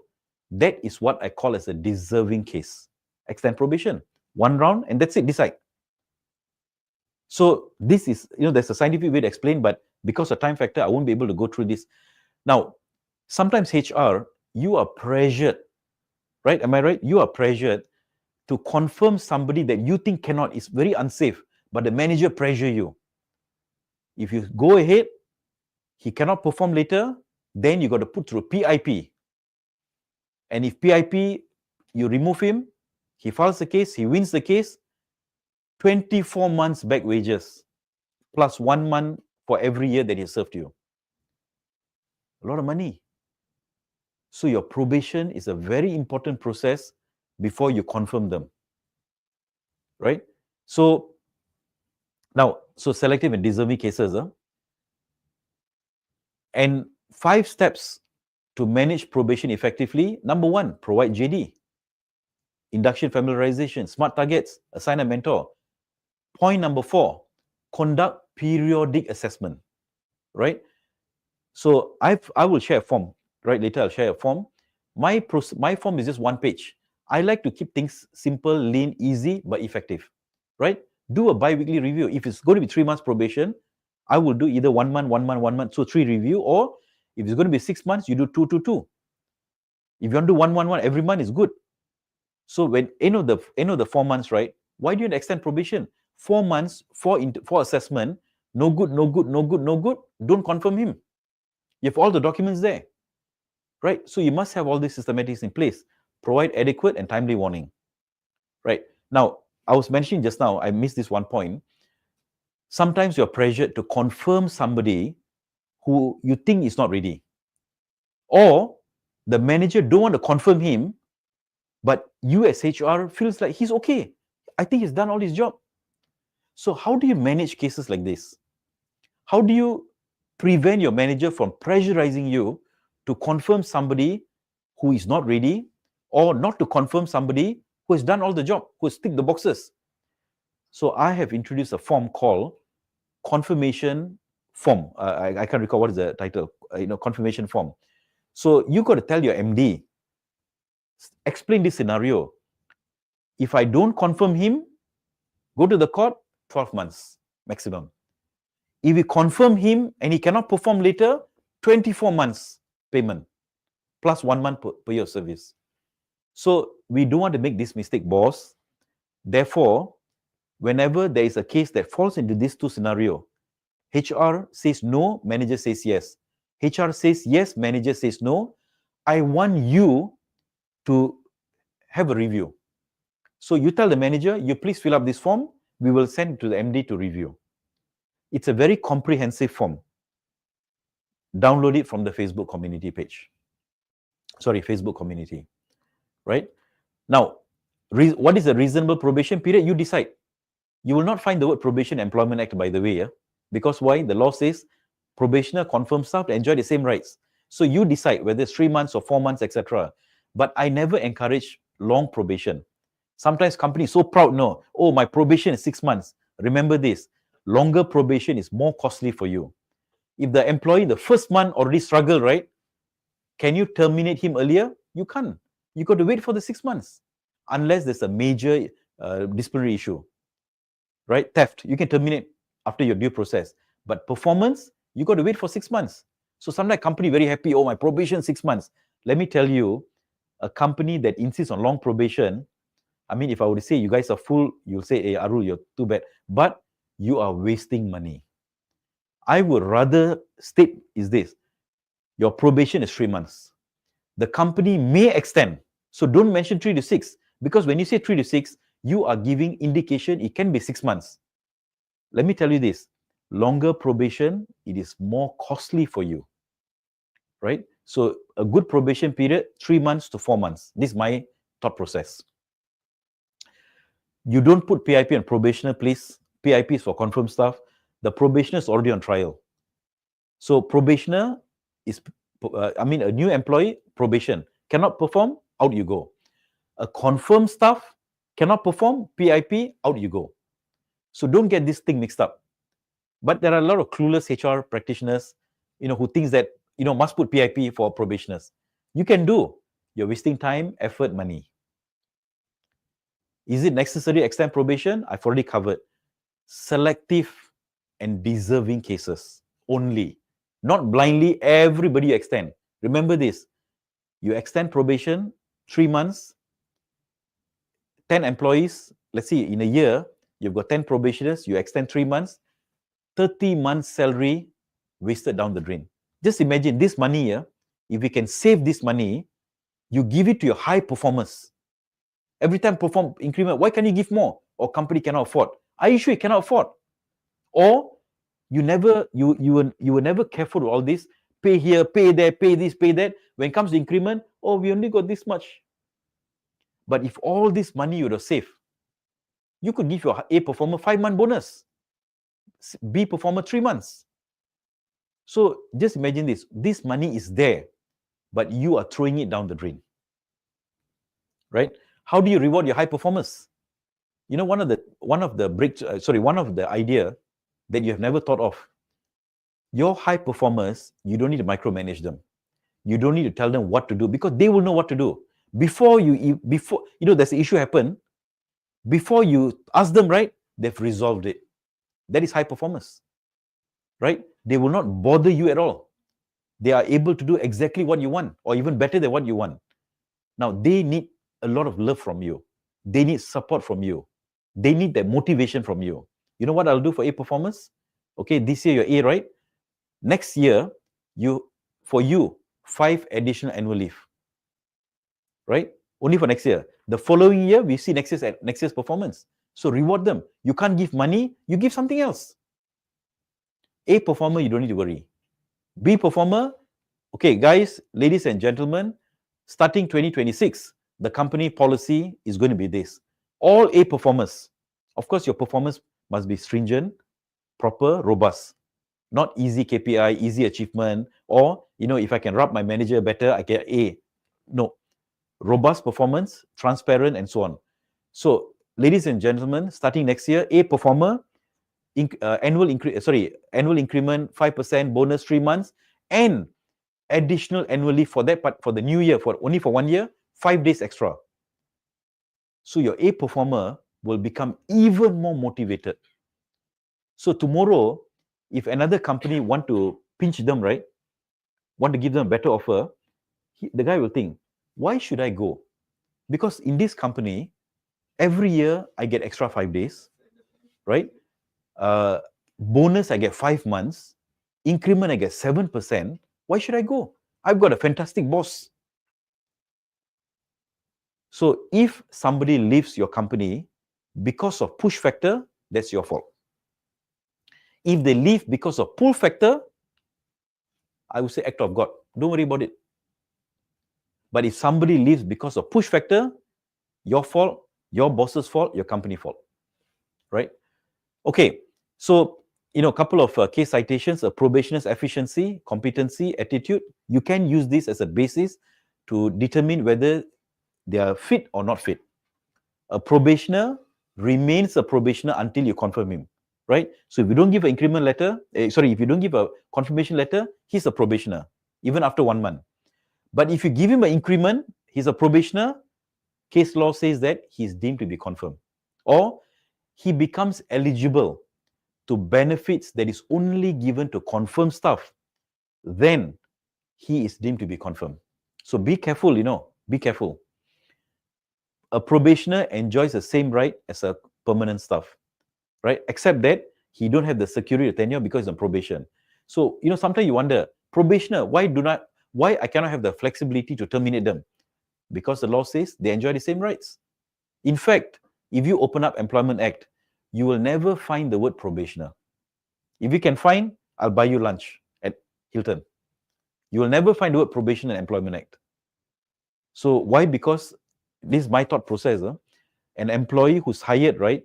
If you follow EA strictly, they are confirmed from day one. But you want to have probationer, the law says, okay, fine. But when you want to terminate them, you must have a valid reason. If it's performance, prove it. If it's disciplinary issue, prove it. You cannot just say, probationer, I want to terminate him.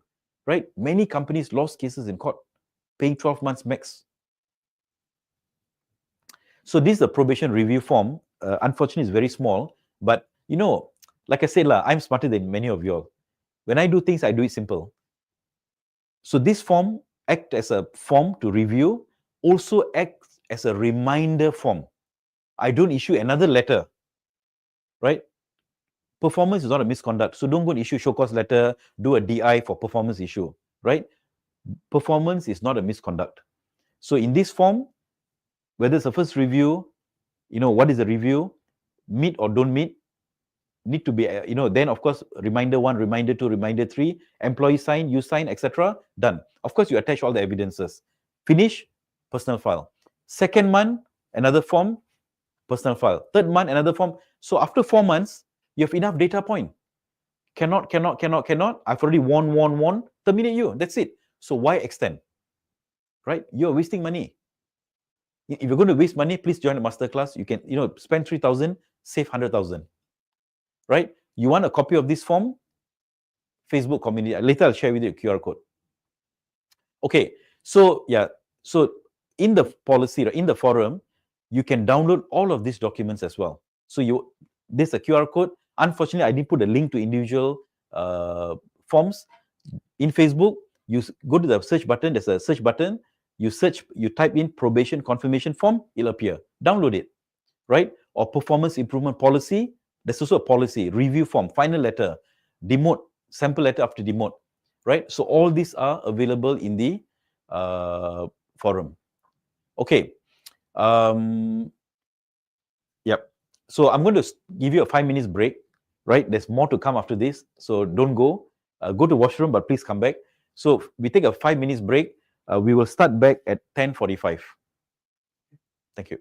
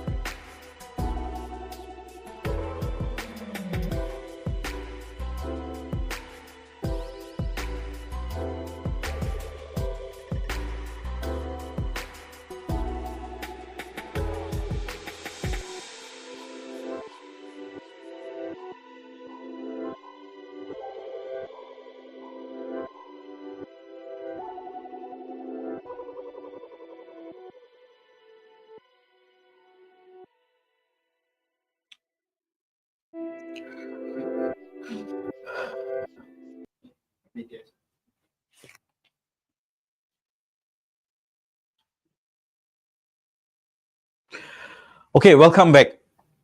I hope all of you all are back, and let me continue. So I would like to just touch on a few aspects, that I think we've discussed this in the masterclass, and I see these questions keep cropping up. And in fact, today there was the same question cropped up. Now, can companies force an employee to, go on forced leave, whether it's because of some festive, some celebration, etc.? Now, in the case of Dunlop Industries, the court has said this: annual leave is taken for personal reasons, right? And it cannot be taken to suit companies' convenience, right?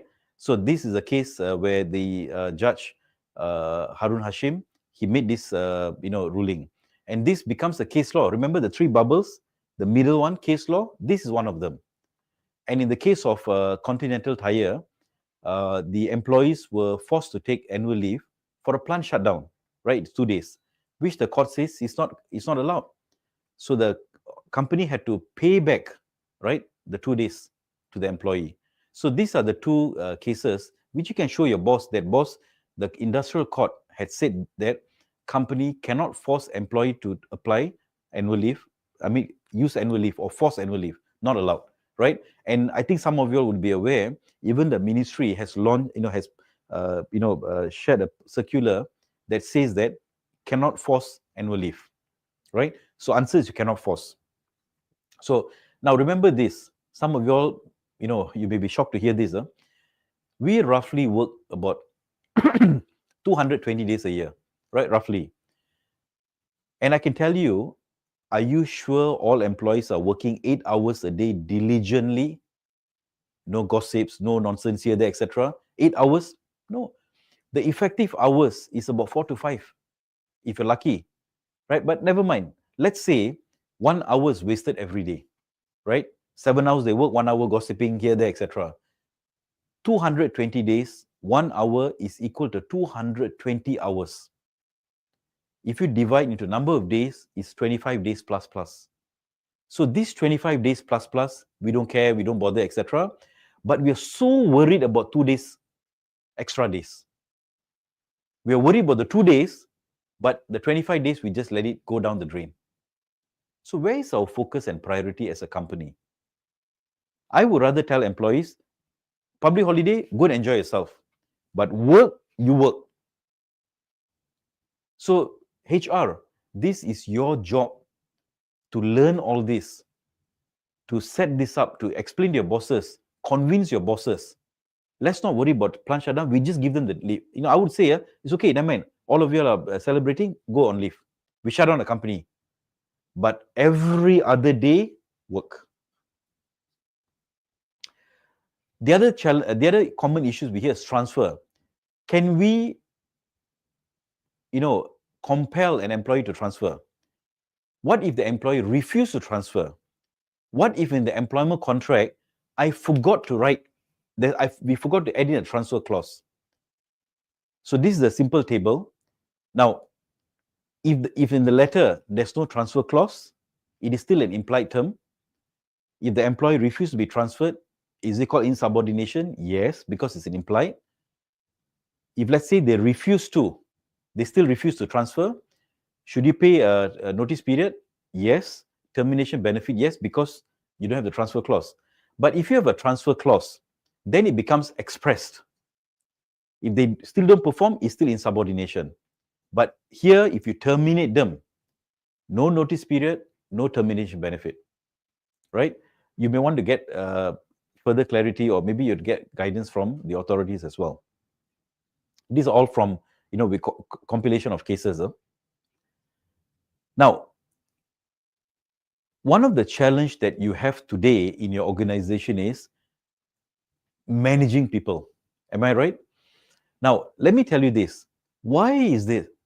When you hire somebody, the employee is seen as an angel, good employee, everything okay. But over a period of time, after some time, he becomes the devil. Why? Is it personal issues? There's none of your problem. But 80 to 90% of the issues we face today, it is because of your people issues, leadership issue, managerial issue, cultural issue, process issue. Now, I'm sure many of you all, you would have driven into Singapore, right? When you enter Singapore, you drive into Singapore, the moment you enter Singapore, your whole entire mindset changes. You become much more compliant, much more obedient. You dare not be the traffic light, dare not do this, dare not do that. Here in Malaysia, we are king. Go there, we are so afraid. Did the Singapore police at the customs, at the causeway, Mr. So-and-so, this is Singapore, here we got rules, you don't follow, there's camera everywhere. No, they don't tell us. So the moment you enter Singapore, automatically your mindset changes. But today, if I were to come to a company, I see everybody like cowboy, wild west, I so follow. But if a company has culture of discipline, it automatically changes behavior. So if you have behavioral issue in your company, you know what is the issue? Because your company don't have a culture. The culture of discipline, write this down. The culture of discipline is lacking. Employee come at 8 o'clock, the boss come at 10 o'clock. Then there's no leadership example. So if you want to avoid people issues, it's not about disciplinary action. You can keep on firefighting. The root cause is you resolve your people issues, resolve your system and culture issues, resolve your process issue. You will find that your people issue can be reduced as much as 70 to 80%. I tell you, life will become much more easier when you do that. Okay? Now, please give me a yes or no, and let me also tell you where companies are going wrong. Do you have employee engagement campaigns or employee engagement initiatives? Yes or no? Adeline, yes or no? Do you all have employee engagement campaigns, right? Employee motivation campaigns, mental health awareness day. Do you all have it? Anyone? Yes? Some say no, some say yes. Okay. Those of you all, if you say yes, why do you have these days? You're already very busy. You got no time. And on top of all this, you create now extra activities. Why? You can come from some of the big brands, big MNCs, big GLC, doesn't matter. If your company need to engage, you need to put in place employee awareness, employee engagement day, etc. That means your fundamentals is not working. Why do people come to work? People come to work because they want competitive pay. They want a job that motivates them. They want to have a superior that supports them, care for them, trust, respect, competitive benefits, learning and development opportunities. Right? If all these are given, why do you have engagement day? So the problem is all these are not there. I want to ask all of you all this. Most of you all could be HR. Do you review your employee's career progression? So if you have a staff, for the last 5 years, he has been in the same job grade, but his friends in another company already become a manager. Our friend here is still an exec. Now, every time he talks to the manager, manager say, oh, you're not ready. New manager, oh, I need to assess you. So after 3, 4, 5 years, he will become demotivated. He will still remain in the company, possibly. Maybe he'll go, some will remain. But they withdraw themselves, right? They withdraw themselves. They pull their support back. So when we look at them, we say, this guy, not motivated. He doesn't work hard, not motivated. 5 sharp, he goes back. I think we got to have a campaign day. I think let's have an engagement day. Let's have team building. Let's have this, let's have that. You are going the wrong direction. Why is he demotivated? Because nobody bothered to look into his career progression. Where is HR? Or HR is busy firefighting. Open file, buka file, which operator leaving, which guy there, here, there, paperwork, switch off light. Why are you not looking at career progression? If your employees are motivated all the time, not motivation is not extra work, Successful people do not do different things. They do things differently. So if your fundamentals are strong, you don't need engagement day. If the employee says, oh, this company is so serious, it's all work, serious, etc. Pay is good, yes. Pay is good, benefit good, but no fun. I want to go to a company. Let him go. If the employee wants to go because no fun, let him go. We are here to work. If the business cannot produce results, cannot produce profit, there's no job. So if your employees have the wrong priorities, let them go. Don't worry about it. Because if your company is known in the market, right? When we talk about branding, you don't have to go and publish some billboard, go for some big time award. Oh, we are the best employer award. Many of these award ceremony out there, you pay money one, right? So, we are the best employer, etc. If you are good, you don't need to say one. Some of the best restaurants, right? They don't do promotion, but people know them. If you are good, do you need to participate in an award ceremony just to show that you're good? Or shock sendiri? If you're good, your employees will talk about you. When they see their friends, hey, where you work? Oh, I'm working in this company. So I was like, oh, my company, we are very different. Here, every year, remember just now when I talk about A performance, right? How do you motivate people to become A and B? How to reduce the C and D? Just imagine, I tell employees, okay, look here, ladies and gentlemen, to this induction day, welcome to company, welcome to HR forum, right? For example, welcome to the company. And let me tell you our management philosophy, right? Today you have joined us. If this year you get a C, we are okay with it because you are new to the job. You need to learn the system, the process and whatnot, etc. We understand. But second year, minimum is a B. If you don't perform, we will take you out.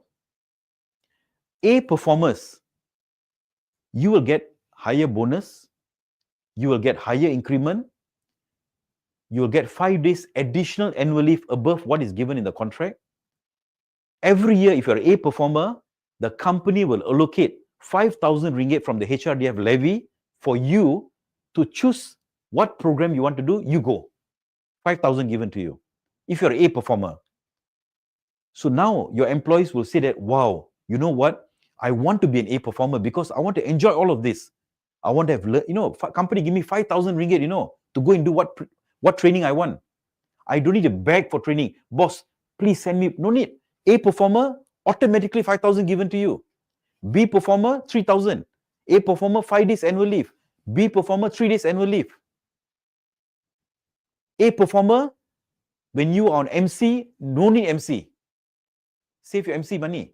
If you MC, you just apply system MC. When you do this right, you will automatically change your mindset of employees. Everybody now wants to be A and B. So can you imagine if you're a company, everybody's A performer, B performer. Where will your company be today? So this is what I call as management philosophy. Manchester United, okay, maybe that's not a good example right now, but let's say we take Liverpool, Real Madrid. How do you think they maintain their top form all the time, year in, year out? Because they cannot accept a C performer. But for you all, no problem, what? C boleh lah, tak apa lah. Bonus ada sikit, increment ada sikit, benefits semua boleh enjoy, medical leave, all, insurance all enjoy. Then you cannot be a Liverpool. You cannot be Real Madrid. So you want to change the whole entire concept in the company, you got to be unconventional in your approach. So remember this HR, all these are much more fun. You want to really enjoy your job, right? Paperwork is boring. You start doing all of this, you will find job is so motivating, right? So if you have engagement day, you are going the wrong direction. Don't follow all these big companies just because they got engagement day, nice cozy corner, t-shirt day, we got a nice pantry. 9 to 5, you're supposed to work, right? You can have a pantry, make a coffee, sit down and drink. But you really go and invest in, pantry and this and that, etc. Not necessary. Now, let me ask you this. Companies, despite having that, people still go. People still go. It is not that people are not going, right? Why do you have stress? Sometimes people ask me this. My company got a lot of mental stress issues. We need to get all this. Nowadays got all these apps, mental health awareness apps and whatnot, etc. They call in consultants. Let me tell you this. You are again wasting time and money. Firstly, what is the root cause? Solve your root cause first. When you do engagement day, it's like a Panadol treatment. The employee is having fever, you give Panadol. For a while, the fever subsides. It'll come back again. Panadol, subside, come back again. Until and unless you resolve your root cause, continue doing it. Continue firefighting. When you have mental health awareness issues and stress issue, it's not, you bring in an app, right? There are some famous company app. It's not going to resolve the issue. Why are people having stress? Number one, you never hired the right person. Mandarin speaker wanted. The moment you do that, right, your market, your talent pool shrinks. For example, if you are looking for a HR manager, the market pool this much. The moment you said must be a Chinese, must be an Indian, a Malay, Mandarin, female, the moment you put this criteria, your talent pool shrinks to this much. And then not to say your company is a best paymaster. You guys also can code a bit here and there. Your market pool even shrinks. So now, within this pool, okay lah, who ada lah, siapa ada? This guy, okay, take him lah. So when you apply unnecessary criteria, are you sure they are the best out there? Who did this? You asked for this problem. Number two, the employee reports to work, but the superior above him or her is not the right superior. He do not know how to set KPI. He does not know how to set target. He will start demanding for no reason, etc. So this employee will become stressed up. Then one day he'll go through anxiety. My guy, then you do a survey. He'll say, you know what, we are stressed up. Okay, HR, let's do engagement day. Let's do stress day. Let's call consultant. Let's have this. Let's have a cozy corner. Let's have a t-shirt day. You're not resolving it. You're going all over the town, but not resolving it. Right? So if you don't hire the right person to be a manager, you don't promote the right person to be a manager who has the capability to manage, you don't hire the right person, right? You hire people based on your personal preference. You know what? We're all Indian. Let's hire Indian because easy to talk. We all can speak Tamil at work or Chinese at work. But is that going to give you the business results that you want? Right? The moment you put preferences like this, your market pool already shrinks like this.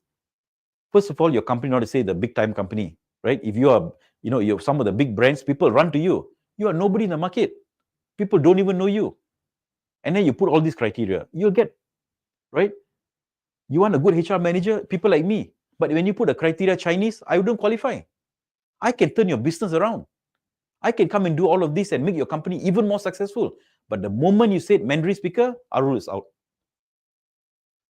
Right? So when you apply criteria like this, you are shortchanging yourself. Tell this to your bosses. Right? Now, so if if the head is not right, you put these criteria, resource issue. When you don't provide enough resources, for example, to run this department, you need 10 people. But the boss said, no, we want to be lean, only 5 people. Now you're going to pressure the 5 to deliver. One day, okay, 2 days, okay. After some time, they start working long hours. Then they cannot balance their life. They are pressured.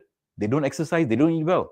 One day they said, when you do a survey, you know what, I'm going through anxiety. Fear of losing my job. Why? Resource issue. So if you don't resolve your resource issue, your managerial issue, right? How you select your employees, your company is very toxic, people get problem. So when you call this app, all this provider, we got engagement app, we got this app and that app, I tell you, this app does not work. Shock sendiri for a while, right? Some companies, you know what they do? They say, you know what? We want to buy LMS. We want to get all these LMS, a lot of services out there. Malaysians, where got time to read one? You got no time to read also what? First, you're all excited. Second year, when you renew, you find that nobody is actually reading. So you waste your money. So to me, please go back to the root cause of what causes this issue. You do that, 70-80% of your people issues disappear. Not calling a consultant, coming to the wonderful app, giving some reward points, or you do this, you got reward, you can. Is it resolving the issues? No. There is a Berhad company called me up saying that, you know what, we engage this company who provide all this app, but nothing has worked. I told them, look here, the app doesn't resolve issues. It is just to make things fun, right? But if you want me, you listen to what I'm going to tell you. I'm not going to listen to you. I will tell you what to do. What I will do, Go back to the fundamental issues. Are your managers trained? Are they capable? Do they set the right KPI? Are they given the right resources? Is your company culture of hiring right? Right? If all of this is done right, people will be much more, not to say relaxed at work, they'll be able to do their work with less unnecessary pressure. So let's talk about poor performance, right? This is another topic that we spend a lot of time during the masterclass. Poor performance. What do you do when a person cannot perform? You have no choice. But before before we consider them as a poor performer, and the court always tells us this, the employee must be a genuine poor performer. Not you decide poor performance, but no indicators. Because when it goes to the court, all this will be examined. If you say it's a poor performer, prove it. Show it through a KPI or KPI kelam kabut. Why manager not trained? Show the achievement, kelam kabut. What support given? Kelam kabut. Did you train him up? Kelam kabut. You lose your case. So when you have, first and foremost, you look at the bottom, why? As a company, as a superior, we have a moral duty to an obligation to assist the employee, help them to perform. Like the father, mother. Just imagine the son fail exam, the father will screw the son. No, you have a duty. You are the father, you have a duty, or the mother. Your duty is to assist your son, assist your kids. So at the workplace, assist your employees. But after you have given all the assistance, the guidance, everything that you could do, you have done, but the employee still cannot perform, then PIP. Right? So remember this, PIP is not to correct behavioral issues. Right? PIP is to correct performance issue. PIP, performance improvement plan, not behavioral improvement plan. Right? Take note of that. And this is a simple PIP model. I won't run through in detail because it takes a lot of time, but I'm just going to roughly summarize. Firstly, those employees in the green box, right? Those who meet expectation, that means they get a B or an A, you reward them, recognize them, give them extra annual leave for the next year, allocate a budget from your HRDF levy. You tell all the A performers, anybody get A performer, company allocate 10,000 for you. 5,000, whatever amount, right? For you to go and enhance your skill. You don't need to bond them, don't need to, right? Because they know if the company, you all know Maslow, right? What does Maslow say? What does Maslow's theory say? When the basic needs are met, that's the first thing. So as an employee, I want to work for a company, number one, that pays me competitively, not Elon Musk salary, not top dollar. If you can do that, it's good, but pay me competitively, right? Do your market survey. What is the market rate? Pay them at the rate or maybe better. Competitive benefits, especially let's say medical insurance. Learning and development opportunity. If I get A, I get 5,000 ringgit extra every month. Other training, I get extra 5,000. Career development. I work in an environment where the employee, the superior, the management, etc. We work in a environment where we apply the principles of trust, ethics, integrity, right? We respect, trust and respect. I want to work in this kind of environment, right? I have a manager who cares for me, right? If you have this if they do not want to, even if they want to go, let them go, it's okay, never mind. But majority of the employees will not want to leave you. Right? I do think, so when they go for interview, let's say they go for interview, so your company, if I get an A performer, do you give extra annual leave? Oh, no, we don't give. All employees 14 days. Poor performer also 14 days. So do you give additional budget for my learning opportunity? No, we don't give all that. Medical, do you give? Medical got lah. So he will say, I'd rather stay in the company. So this is how you change. Oh, if I'm an A performer, if I got medical issues, do I need to submit MC? Oh yeah, you got to submit. Oh, my current company, because A, they trust me, I don't need to submit. How do you motivate an employee? Some of you all never thought of this before. You can motivate using these steps. Don't need rotan. Right? You give them competitive pay, competitive increment, competitive bonus, allocate a budget for them from your levy, 5,000 a month or whatever, 5,000 a year, whatever. You tell them, when you MC, one whole year, no need MC. You just apply sick leave because we know they don't abuse it. They get the job done, right? And so on and so forth. You can do that. Netflix, unlimited annual leave. They're successful. Lumilex in Penang, unlimited annual leave. If these companies can do it, why can't you? Right? You got, firstly, HR and the management, you must go through a paradigm shift if you really want to change the whole game. The world is competitive today. Not easy to get talents. So if you can find these talents, or you can groom your employees, right? Groom them. In this kind of culture, people would not want to leave you, right? Insurance. How do you save insurance money? Some of you got personal insurance, company insurance. You're wasting money. When you have personal insurance and company insurance, why spend two insurance? What I would do, which we, these are the things that we shared in Masterclass.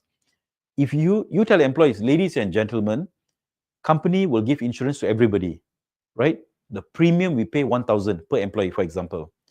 Those of you, if you have your own personal insurance, if you don't want company insurance, let us know. We will give you a $600 rebate. Those of you, if you want, we will give it to you. You have achieved two things here now. One, you're going to save costs for your company. Yes, you may lose a bit of bargaining power with the insurance provider, but to me, you'll still save something. Number two, is some kind of flexi benefit. You are telling the employee now, look here, you can take this 600 and enhance your personal insurance coverage. Right? If this is something new, why have you not thought of it? So those people who meet, recognize them. Those people cannot PIP, and the end of PIP, if they meet, they graduate. Cannot, you demote or terminate. But the yellow box, the yellow circle, those people, these are the C performer lah. First year C, second year C, third year C. It's like let's say, for example, you go for a foot massage. You ask the masseur says 60 minutes, 60 ringgit. Okay, fine, 60 minutes, 60 ringgit. Looks cheap. Now, he or she starts massaging you, and after 45 minutes, he said, oh, time's up. You will get angry. You said, I paid for 60 minutes.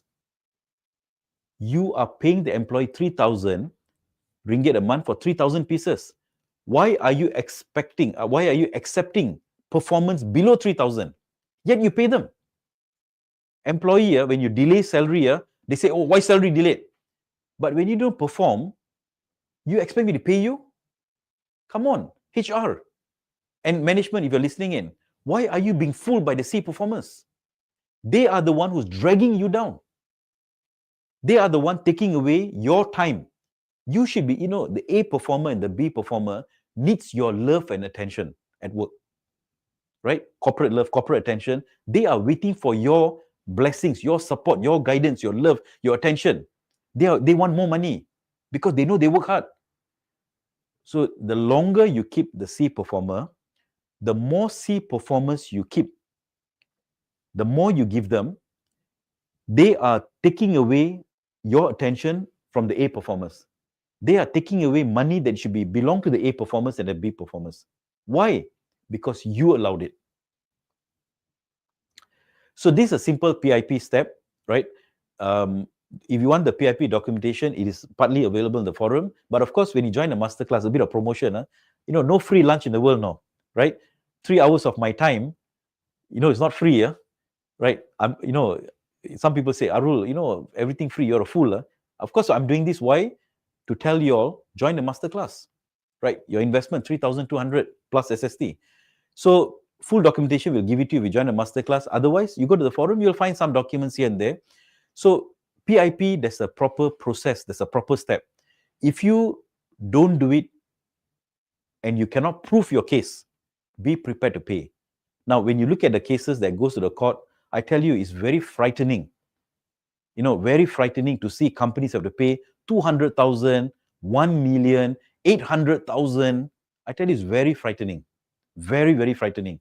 Just imagine if your company have this issue and now you got to pay 400,000, what will your MD tell you? My HR is fantastic, or my HR is screwed up and useless? Because whose job is it? PIP, performance HR's role. So you do not want to be in that situation. So if an employee cannot perform right, a D performer, PIP. C performance 2 years in a row, PIP. Put in your policy. Tell them during induction. So you initiate PIP, do target setting, phase 1, phase 2, phase 3. Now this is just a simple design, my design. You can choose not to follow, you can choose to follow. Some companies, you can have just one phase. Fine, up to you. How long? Up to you. The court always says this, if you look at the cases, right, always take a slower approach when you terminate an employee. Let me repeat, always take a slower approach. What does it mean? Give them time, right? Give them time. So this is a simple PIP design. And look at the salient points. These points 1, 2, 3, 4, 5, 6, right, in the orange box. These are what, all the cases that's gone to court, right? The court tells us this. You read all the PIP cases went to court, the court tells us this. Number 1, clear communication. Tell them. If you don't tell them he's not performing, he won't know. Tell them. Give them sufficient time. Don't rush. Give them sufficient guidance or sufficient help. And sufficiently warn or remind the employee if he or she is failing.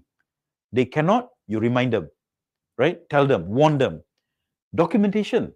And number 6, do not put someone on PIP just to get them out. That is a bad intention. If it's a genuine PIP, no problem, right? Sometimes some organizations, they don't like this person anymore. They put him in PIP to get him out, but he's performing. In a couple of cases, right? So these are the salient points. Let me run through, what has gone through the courts, right? Now, what it says here, an employer, look at the items in bold. This is from the case of IE versus Tan Seng. It's an old case.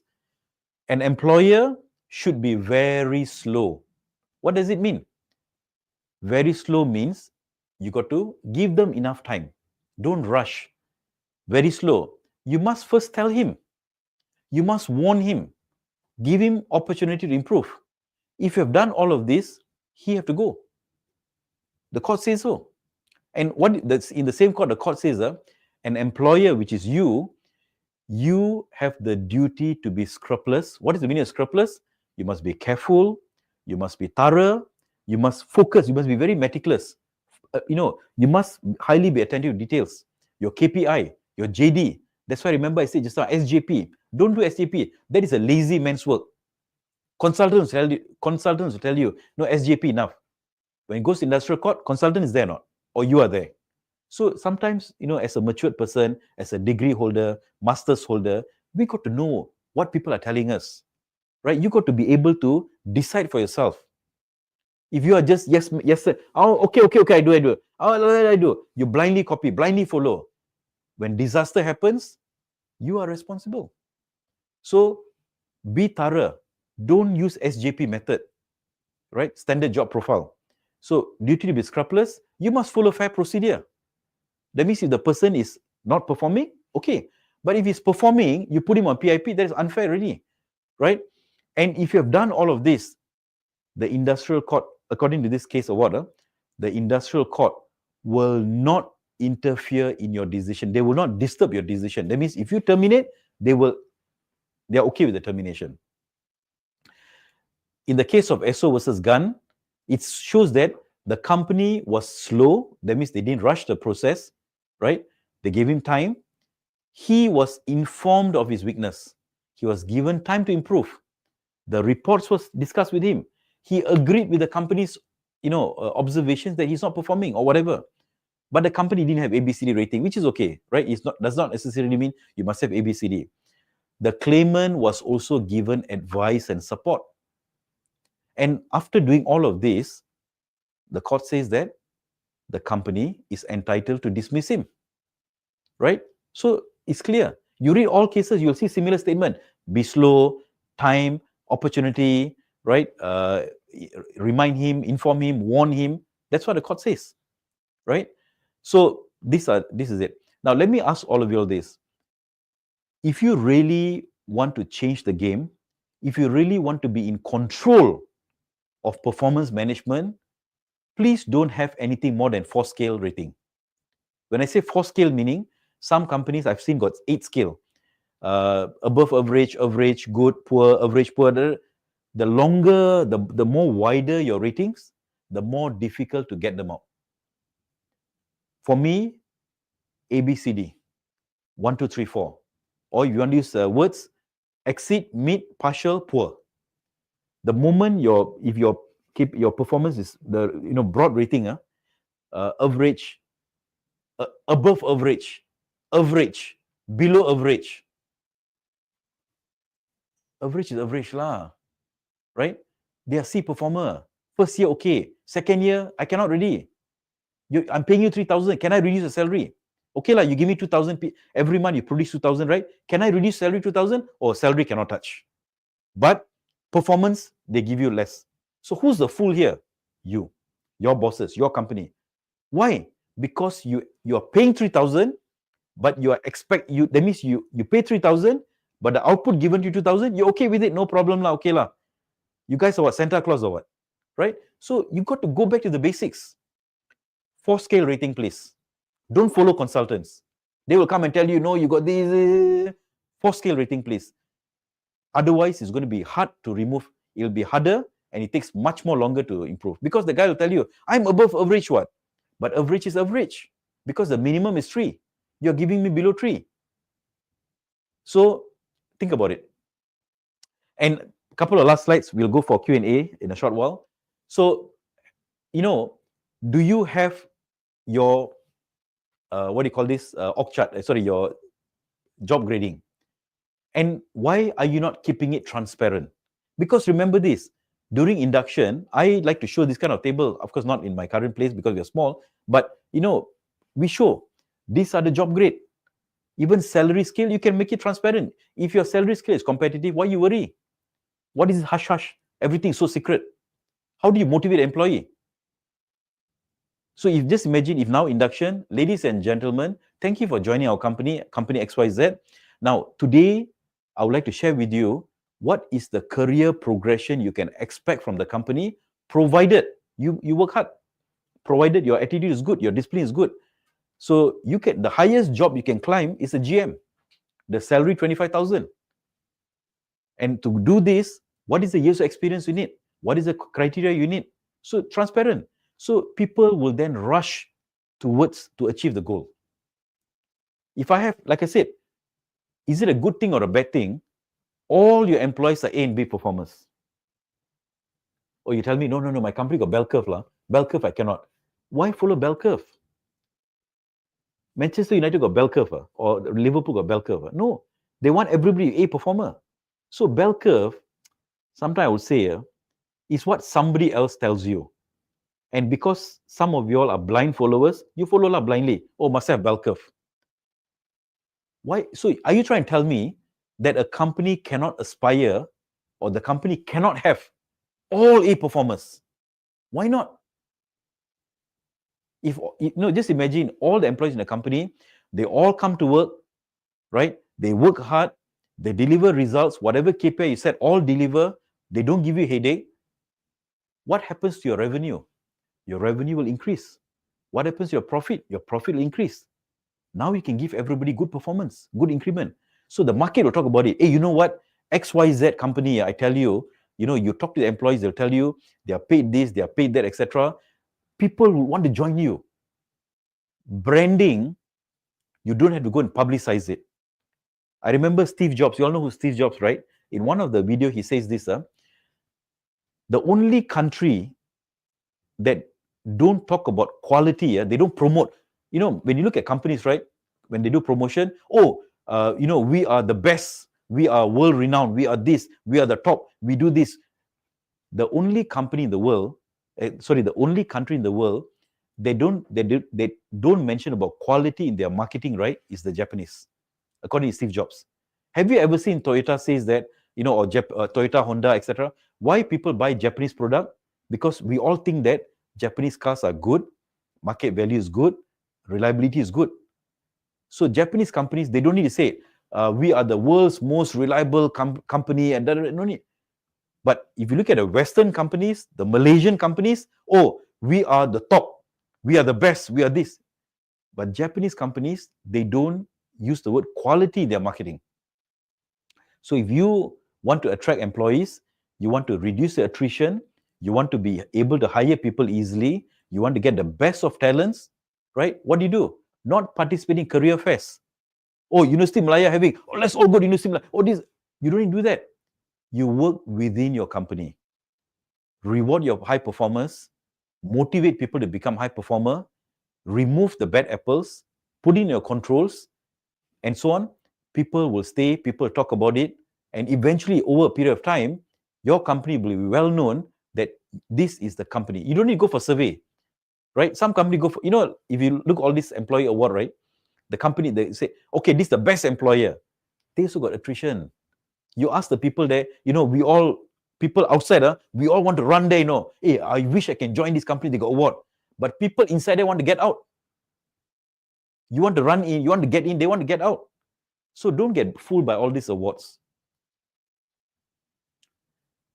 And how do you retain your blue collar? This is another thing. So, blue collar, right? Operators. These people are kais pagi, makan pagi. Your salary is 5,000. For you, 5,000 is, tak cukup. 3,000 lagi tak cukup. So one of the way is to pay mid-month. I know nowadays you all heard of this concept called EWA, earn wage access, a company. Come on, do you really need all this? Right? You don't need to. You can do it within a company. So you see, let's say if today is 15, right? I've already worked from the 1st to 15. I've already earned, let's say my salary is 1,007. By the mid-month, right? Let's say you talk about mid-month, right? I've already earned 800 ringgit, 850 plus the OT. But now I have to wait until month end. Operators, do you know that today, the blue collar, especially blue collar, and I can tell you, if you go and have a heart-to-heart talk with the employees, they will tell you all this. When they run out of cash, right, they need money to pay for food. So what do? Because company will pay me end of the month. I can't wait till end of the month. Tomorrow, they'll take MC. They'll go and do Grab. They'll earn 200 ringgit. At least can pay for my expenses. But you will say, hey, you know what? If you all come to work every day, we give you 100 ringgit attendance allowance. Never mind, keep it. Right? So you want to retain your blue collar and your junior employees are those people who are earning low. One of the concept you can do is introduce a mid-month concept. Middle of the month, yes, you've earned 850, but we give you 700. End of the month, we'll pay you the balance plus your OT. Now, of course, you can also use this to reduce your emergency leave, reduce your absenteeism. How? Anybody with absenteeism and EL, no mid-month. So now you're indirectly encouraging them to come all days. Right? Is it a big time breakthrough, which I can win Nobel Peace Prize? No. Simple mindset, simple, very logical approach. So if you can introduce mid-month, you will be able to, number one, retain more employees. You can improve your retention. I'm not saying 100%, but you can improve. Number two, you will be able to reduce EL and absenteeism. Why? Because if they want this kind of money, attendance must be full. If not, you don't get it. And no disciplinary letter. Tell them, to qualify for mid-month, no EL, unless, of course, be human a bit. If let's say if it's really emergency, etc., you approve it. So no EL or no absenteeism. I tell you, people will indirectly push themselves to come. Now, if you're thinking, alamak, extra work. Who says extra work? I would rather do this than hiring and hiring and hiring and hiring. I'd rather do this than, managing misconduct, this not coming to work, coming late, etc. I'd rather use this. One-time effort takes care of many things. So this is, it's not really extra work. Sometimes, you're investing, the returns are greater, right? Salary, if you're going to do this, right, should I give 2 times payslip? No, payslip end of the month. So when you do payslip, advance is, let's say 700, and the balance is this, 1 time payslip, right? You can devise this, make things simple. As HR, my advice is keep your processes simple, lean, fast, effective. Don't overdo it. Don't over-engineer it, right? Don't build unnecessary layers, so-called governance. Okay, and the common issues we hear is about VSS MSS, retrenchment. There is a difference between VSS, MSS, and retrenchment. Why do I use the word mandatory? Some people say, why you call it mandatory? There's no such mandatory retrenchment. Now, VSS, the employee can sit, I don't want VSS. He works. MSS, mutual, he said, I don't want. He works. But when a company retrench, you have no choice. That's why I call it mandatory, right? You have to go. It's compulsory. So you can see the thing, right? Now, if it's VSS, MSS, employee can choose not to participate. But retrenchment, if the department go, all go, you go. Company go, everybody go. Do you need to pay termination benefit? Yes. Those people in the green box, you got to pay. The minimum is 10 days, 15 days, 20 days per your service. But if you're going to offer VSS and MSS, and you're going to pay 10, 15, 20, people will not accept. Because remember this, VSS is voluntary. If I don't volunteer, you cannot force me. If you don't give me, also no mutual. So VSS, MSS, naturally, your offer has got to be sweet. Retrenchment, mandatory. I don't need to ask you. Cannot. You're going to go. Company not doing well. Financially, we are in a very difficult position. You're going to go. So VSS, MSS, you cannot force them. Retrenchment, they have no option. Right? Now, submit Borang PK. The reason why I want to show this slide is many questions were asked. Do we need to submit Borang PK for MSS? Because in Borang PK, VSS is mentioned there, pay cut is mentioned there, layoff is mentioned there, retrenchment mentioned there. But MSS, so clarified with labor, MSS also you must submit Borang PK, you tick the VSS box. And of course, all of these employees qualifies for Perkiso. So just to let you know, HR Forum is one of the training providers under Perkiso.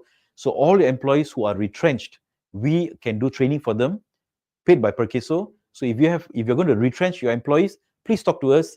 We can help you guys out. We can give you free consulting for retrenchment, provided we talk to employees and encourage them to take up the training provided by Perkiso SIP. And this is something that the reason why we showed this is, confusion, unsure, etc. So I'm not going to run through this. Again, this document is available in the forum. Now, in what scenario do you pay termination benefit?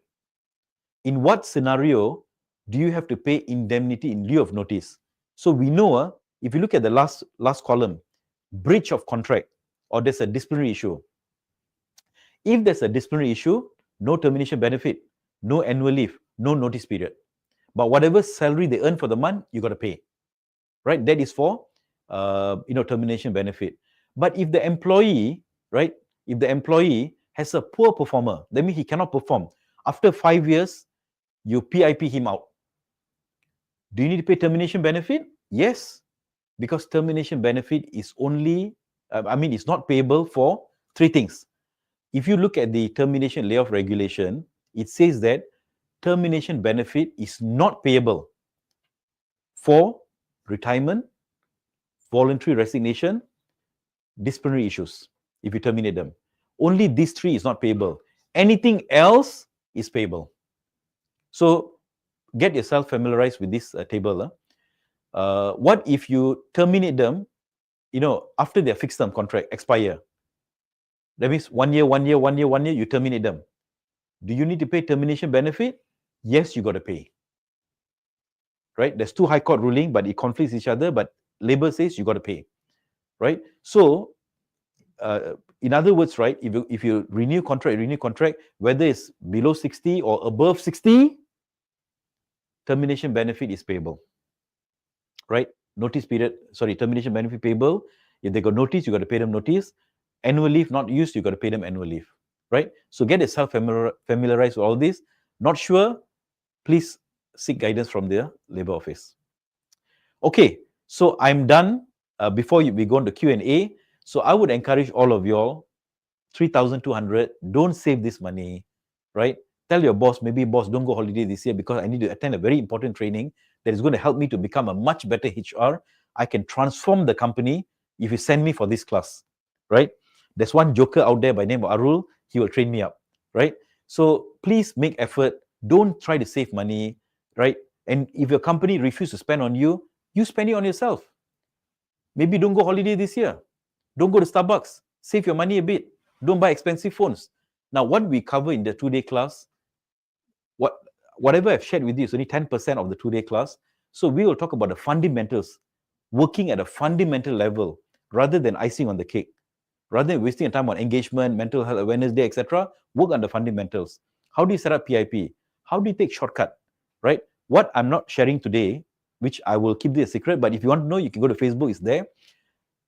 Disciplinary issue. If an employee didn't come to yesterday, you call the guy to your HR, show cause letter, give him a couple of days, etc. The process takes what? 1 week, 5 days, 2 weeks, 1 month. Sometimes you forget. You issue show cause letter, forget to follow up. I can do it in half an hour. So why you take 5 days when I do it half an hour?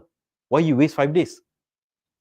Right? So that I will not share with you today. Come to Masterclass. Or you want to know more, go to Facebook and ask. Or talk to the past Masterclass students, they'll tell you. How do you, what are the amendments? And how do you design your PIP? What are the concepts you got to take in? Right? What are some very creative IR management systematics? Right? Creative, innovative. So, which probably never heard about it. I've shared a few today already. Right? You want to know more? Please join the Masterclass. So, our next class is on 15 and 16 April. Right? 3002. Some people say, ayo, too close to Raya. Raya is Raya lah. Work is work. Right? Why do we, the problem with us is, why do we always set conditions like this? Too close to public holiday. Oh, too close to Raya. Or too close to this. Too close to school holiday. Too close. Come on. To learn, never set conditions. You can set conditions of fun. Oh, you know what? I shouldn't go for holiday because too close to Raya. But when it comes to learning, if you set conditions to learn, forget about it. So never set conditions when it comes to learning. And by the way, we also have our own certification program, where you can upskill yourself in the areas of your choice. For example, if you're an L&D, you might want to consider a Certified Training Needs Assessor. It's a 2-module certification. We have Certified Strategic HR Manager. It's a 3-module program. Certified Payroll Professional, Certified Com and Ben. I think we are one of the rare, training providers in Malaysia that runs a training on Com and Ben, job evaluation, effective grading, salary structure, Certified HR Professional, Certified HR Business Partner, and 2-3 others. The most recent one that we have launched is Certified HR Analytics. Now, all these programs are done during work days, no weekend, right? Work days. And like I said, some people say, oh, work days, I got to work. You don't take annually during work days. So I don't understand this. Why do we set conditions when it comes to learning? Oh, work days cannot. But we can take annual leave on work days. We can go holidays on work days. But when it comes to learning, oh, I cannot take, work days cannot. Unfortunately, all our training programs, what you see here, it's on work days, right? Plan your hours, simplify process, reduce unnecessary processes, improve things, make things lean and fast, cut the red tapes, push for efficiency, set the basics right. You will find that now you got plenty of time. So if you're interested, you can always drop us an email, and we'll be more than happy to reach out to you. Okay, so let me just pick up some of the questions.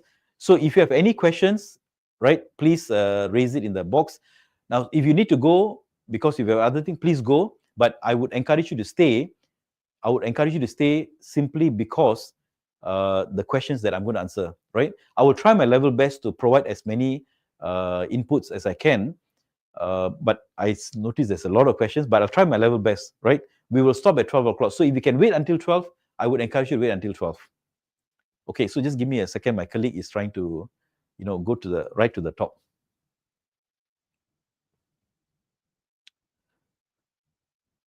But like I said, you can join Facebook, and some of these questions, in fact, I would say many of the questions that you guys are asking have already been answered in Facebook. So come to Facebook, like public holiday, we have discussed length and breadth, PIP, performance, medical issues, public holiday issues, right? All of this we have discussed a lot in Facebook. That's why you guys got to make effort to join and learn and follow the discussions, right? You can't just always wait for training like this to ask, because issues in your company, at your company, can happen anytime. Okay. So, by the way, like somebody asked, we have got, like I said, number one, don't be stingy when it comes to training, right? Team building, let me tell you this, team building, spending, some company what to do, they keep their money for team building. What is team building? 2 days of go, high fun, come back after 2 days, they're back to square one, right? Spend your levy on areas that is really important, things that can change. People do not leave your company because you don't do team building. Even you do team building, people still go. So what's the purpose of team building then? I would rather use the levy that you have on things that matters. Trainings that can change the fundamentals at workplace. Trainings that can bring the company from this level to the next level. So if the mindset companies have, budget, we need to allocate 100,000 for team building, 2 days of fun and laughter, when they come back to work, fundamentals are still the same. After 2-3 days, they forget team building. When was that? Right? So don't waste your funds on team building. If you got a lot of money, different story, right? But don't waste. I do not know why companies prioritize team building, but not on serious learning, things that can change. So somebody asked the question, please, if you're HR, firstly, you train yourself. When you go to, I'm sure some of you have been on an airplane, right? What will the air stewardess tell you? If the plane is going through turbulence, if there's oxygen mask drop, you fix first on you. HR fix first. Then you help others. Train yourself first. Then you help others. Because if you go off, the whole company goes off. So train yourself first, then train others. So there are many trainings. You, your manager, when you train yourself, you can go back to the company, you can do your own training. You don't have to necessarily call a training provider, come and train your managers. What is HR doing then? So you want to set a KPI for yourself, 30% of your time as HR is training your managers, training your people. When you train right, you are going to change behavior. You reduce your other issues, reduce disciplinary issues. That's what I call as a strategic shift. Okay. If a company hires a professional staff, like software engineer, salary below 4K, do they qualify for OT? Yes, they're in the red box. So it doesn't matter what you do. If your salary is below 4, automatically your OT is payable, automatically, right? But if, let's say, a software engineer above 4, OT is not applicable to him. My boss does not like implementing PIP. Previously, he asked me to terminate a staff immediately. Okay lah, then go to industrial court, pay lah 200, 300, 400,000 or 80,000, right? Follow the law. Compliance, remember I said just now, right? I suggest, you know what you do? Print this, put in your MD's office. If you think, tell the boss, if you think compliance is expensive, try non-compliance. Terminating somebody without PIP, when they cannot perform, go to the court. You cannot prove your case, 24 months. If the salary is 5,000, 24 times 5, 220,000, plus 1 year, 1 year for every year that he has worked. Okay, for bankruptcy, cannot use approved digital wallet. Now, please talk to Labour Department. The e-wallet is only for foreign workers, right? If you want to use for locals, you might have to get approval. So foreign workers. If they are bankrupt, this issue of bankruptcy, the insolvency department will still allow them to have one bank account for salary purposes. So if they're bankrupt, you tell the employee, please go back to the insolvency department, tell them that you're working, you need a bank account for salary, they will give you approval bank account. But they cannot apply loan, cannot apply credit card, right? So try not, like I said, do not, fall into the trap or fall into, scenarios the employee wants. You tell them you're bankrupt, you still go to the department, get the insolvency letter. Okay, if the public holiday falls on a Saturday, now if Saturday is your off day, not your rest day, if a Saturday falls on an off day, you don't have to give replacement. What the law says is, if the public holiday falls on a on a rest day, let's say if Sunday is a rest day, if a public holiday falls on Sunday, you now got to substitute the following day as a replacement public holiday. But if it falls on an off day, like Saturday, you don't have to give. But we know there are some companies out there, they have a policy that says, If the public holiday falls on a Saturday or Sunday, they will replace. Now, that one you can do. You are making things more favorable. Okay. Okay. Ho Suyen, I found only this on the website, Employment Regulation 1957. I guess this is the correct version. Well, it's the same. I don't think it's a different version. Now, I suggest try to download this from the Labor Department's website, or if you can't find it, you can also download from the HR forum. It's not about latest, it's the same document. Okay, I've answered on public holiday. Okay, yeah, maybe. So what happens when a public holiday falls on a Sunday? Sunday is a rest day. So do I observe public holiday or do I observe rest day? Now, when a public holiday falls on a Sunday, a rest day, Sunday remains a rest day. You move the public holiday to the next day. So if the employee work on Sunday, he will get a Sunday rate. If he work on Monday, which is a replacement public holiday or a substitute public holiday, he will get a public holiday rate on Monday, not Sunday. So rest day remains. Public holiday move to the next day.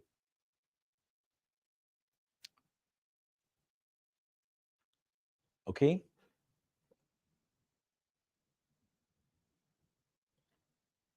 Okay, so somebody asked this question.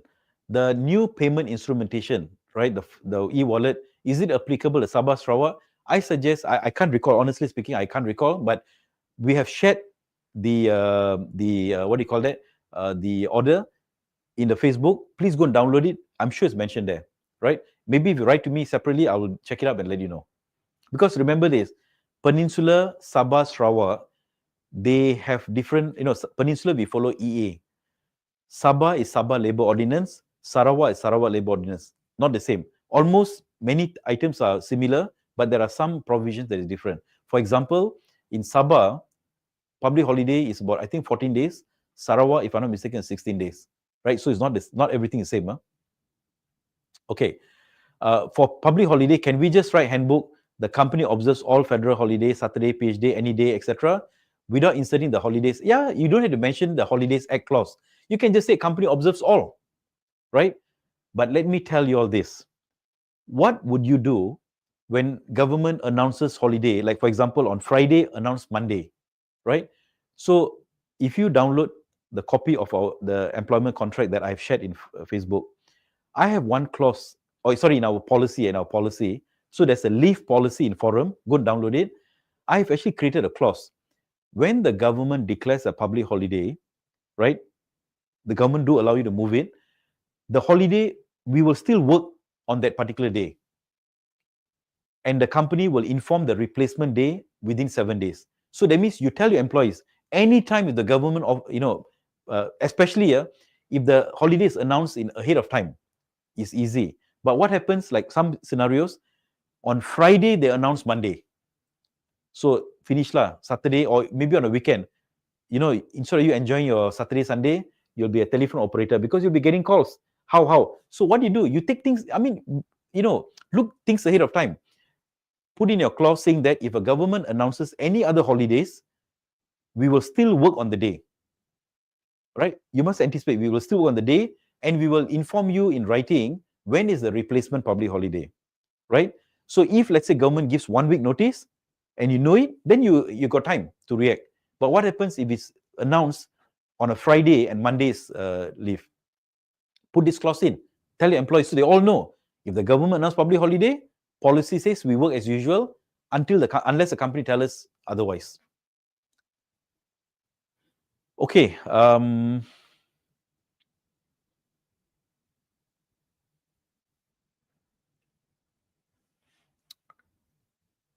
Okay, let me see.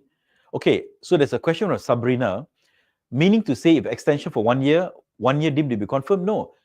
So what I have learned from the Han Chiang school case, it talks about contract. If the task that this employee is performing is a permanent task in the school, in the case of Han Chiang, they were school teachers. School teachers, now in a school, right? The job of a school teacher, is it a permanent or temporary? It's permanent, right? So what I've learned from Han Chiang school case, and when I read cases, right? If it's a permanent task, permanent contract. If it's a temporary task, temporary contract, the problem is permanent job, permanent task, company give fixed term contract, which is wrong, right? Why do you give a fixed, temporary job? The job is still there, but you remove him, you hire somebody new, but the job is still there. So what I've learned from Han Chiang School case, permanent task, permanent contract. Temporary task, fixed term contract. Don't get these two mixed up. Okay, now there's a question by Razik. Must all sexual harassment case, found guilty, must be punished with dismissal? No. If you go back to, there's a provision in the Employment Act, right? There's a section on sexual harassment. What EA says is this: if an employee is guilty of sexual harassment, right, what can company do? Company can either remove them, that means you terminate them. You can downgrade them, that means demote them. You can also impose any other punishment, any other lesser punishment, which can include 2 weeks of suspension with no pay. So EA did not say that you must terminate. You can terminate them, you can demote them. We can also impose any other lesser punishment.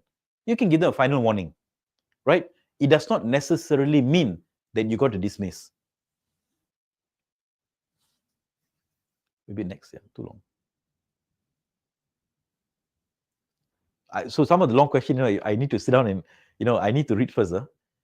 Okay, so this is a very interesting question. Does a dental technologist, medical lab or technicians or lab scientists consider manual labor? I would say, my view, because I need to really understand, manual workers, right, if they are more than 50% of their time, they're doing manual labor, they are manual labor. So what is manual labor? An operator is a manual labor. A lorry driver, the guy who drives lorry, he's a manual labor, but the pilot is not a manual labor. Pilot drive plane, right? But pilot is not a manual labor, but a lorry driver is a manual labor. How is that? So, is it a repetitive task? They keep repeating the same task. All job also you repeat, right? Are they trained? They got to use their, decision-making capability, etc. So these are some of the factors to determine whether or not this person is a manual labor or not. So I would say a dental technologist it's not a manual labor. Medical lab technician, if they're doing all this testing and all that, I don't think they're manual labor. Lab scientists, I don't think they're manual labor, right? So Sharon, what I would encourage you, you can also Google this up. Go to Google, search manual labor. I'm sure a lot of articles appear. Go to the forum. We have also discussed on what is manual labor and so on. Okay. Next. Yeah, if you need to go, just give me another 6 more minutes. I'll try to answer a few more. Okay, the slides. If you find that the slides are useful, we will share in Facebook, our community group. So if you want to download it, after the call today, I'm going to just quickly share this later. So you can download the slides and, don't keep it in your hard drive and say prayers. Make use of the slides, present to your bosses. Boss, you know what? Today, I joined this webinar and I've learned all this. I think there's a lot of ideas we got to implement and so on. I would encourage all of you all know, when you come for this training, right, come with your bosses, right? Let your boss also listen to me. You have tough time dealing with your boss, tough time convincing them. Let me do the job. Let me get all these things into their head. So what you can do, let me do it. But bring them to the class. Okay. What if the employee, according to, Eisen asked this, what if the employee are not agreeing with the new JD and said new JD not the same as the JD agreed? Now, that is why, remember this, in the JD, right, the last sentence in the JD, I'm sure some of you remember this. Your task is A, B, C, D, any other task assigned by the company. Right? You always have this clause, right? That is like an insurance statement to give them other tasks. But also remember this, when you hire them, right, you hire them for a particular position A. Are you trying to tell me that a company cannot move them to another position? You can. The court has agreed. When you look at cases, they said company can, provided it is not done with a bad intention. You deliberately change the JD so that he fails, so that you can terminate him. That is bad intention. But if you're going to move them from, let's say, position A to position B, and they are trained for it, you also provide additional training, you can do it. But to do things in a bad faith, that is totally a no-go. Now, there's a case in Sabah. Please go to the forum, search this case. There's a case in Sabah. I don't know I can't recall the case facts exactly, but this lady, she was working for a government GLC in Sabah. So she was managing a team, right? She was a team lead. She was managing a team. I think she was a GM or senior manager. And what happened was the company reduced her role. That means instead of you managing a team, reduce the role. That means from a big role to a smaller role. The pay still the same, benefit still the same. So she was not happy. She walked out, filed a case, and the court says that when you reduce a role, it is a form of demotion. She was awarded 840,000 ringgit, if I'm not mistaken. So be careful. When you want to move somebody from one role to another, make sure that the prerequisites are done, right? And things are not done with a bad intention. Why did you reduce this role? If she's not performing, what do? PIP. Don't just take somebody not performing, put another role, right? PIP. But if this person decide to walk out, you can say that, okay, so-and-so was a manager, could not perform. The company has put this person in PIP. We gave them support, coaching, whatever you've done, and they still cannot perform. Therefore, we demote them. Now, if you have done this, no problem. So this is what I also call as a due process. You want to remove somebody because of disciplinary issue, there's a due process to be followed. You want to remove somebody because of performance, you want to demote them, there's a due process to be followed. Probationer cannot work, there's a due process to be followed. So there's a due process to manage all these issues. Okay, scroll down. No, just go higher a little bit. Okay, there was oh yeah, no. Okay, that's not a question. Okay, okay, so there's I don't know whether this is a question or not.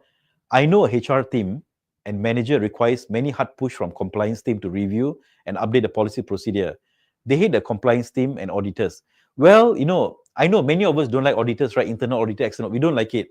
Sometimes auditors are, sometimes auditors, I've seen auditors who are very, who are, it's not about flexibility, who are very rigid, right?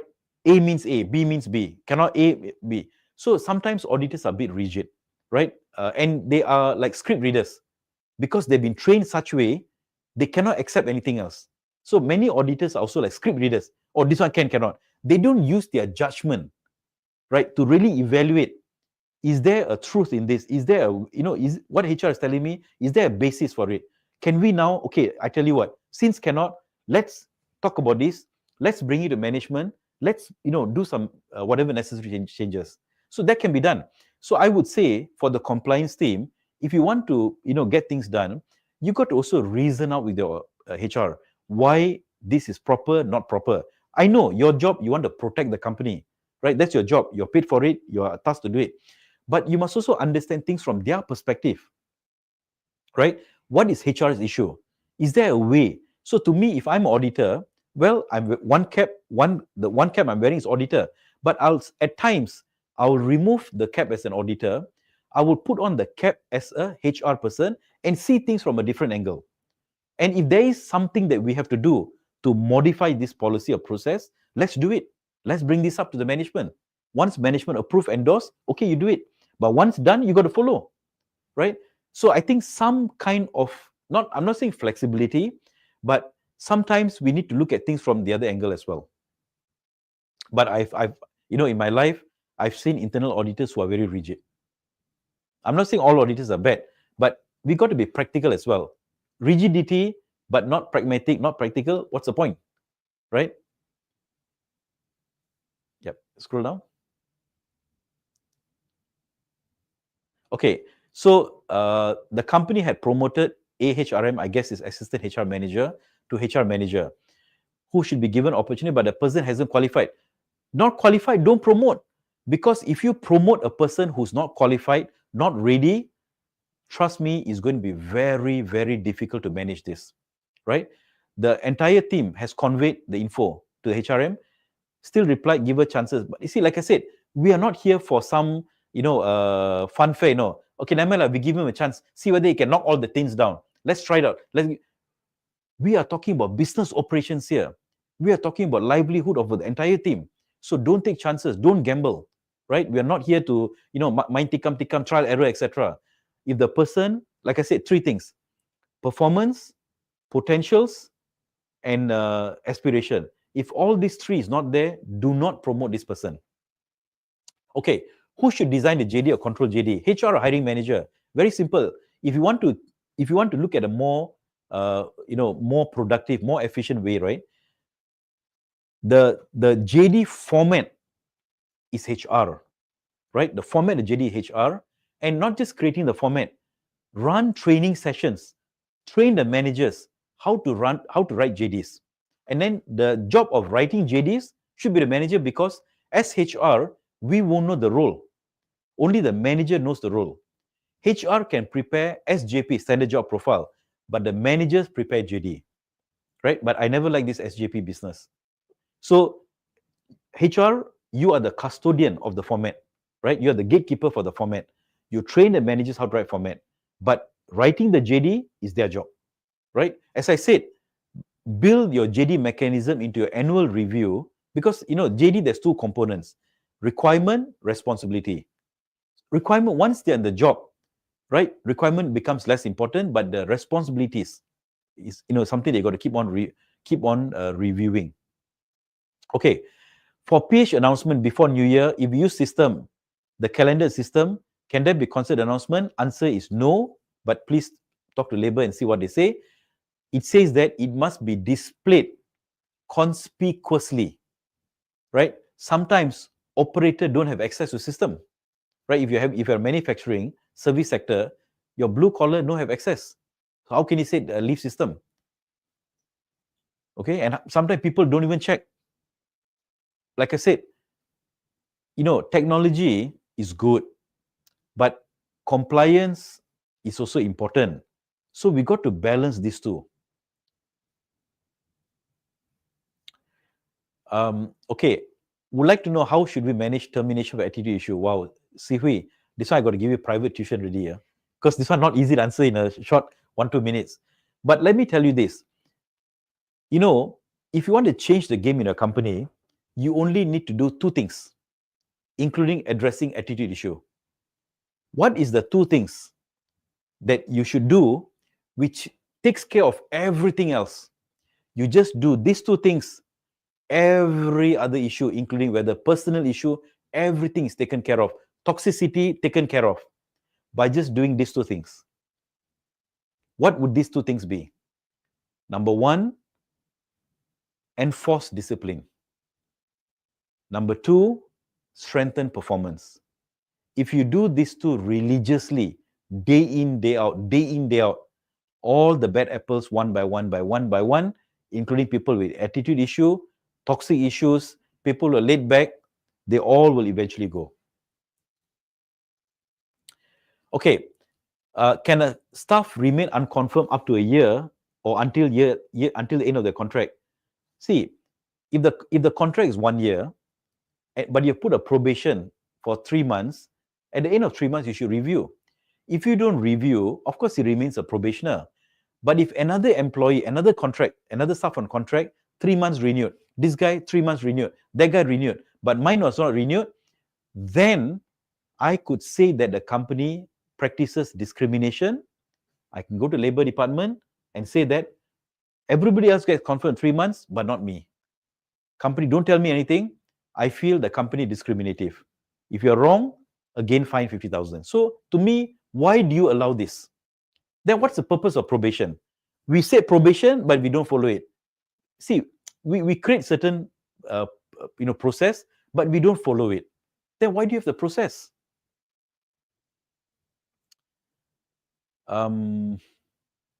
Okay, if a manager is competent handling tasks, has a high medical leave, but able to deliver results on time, aside from providing medical treatment, can their performance... You see, if an employee can perform, they meet your targets, right?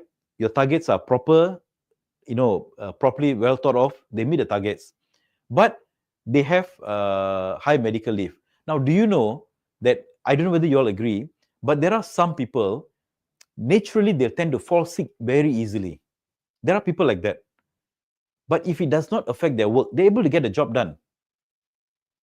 To me, if the MC is genuine, he's genuinely ill, he's able to perform the job, it's okay. What's the point of having somebody, no MC, but performance is a C? Are you okay with that? I rather have somebody who can perform despite their medical issues than having somebody, no medical issues, but performance is a C. Right? Which is more important to you? Performance or others? Performance. Okay? Now, of course, Samantha, you didn't say, when you say high medical leave, right? What is high? 5, 8, 10, 20, 30, 100? The law says 14 days, huh? So is 14 days considered high? Right.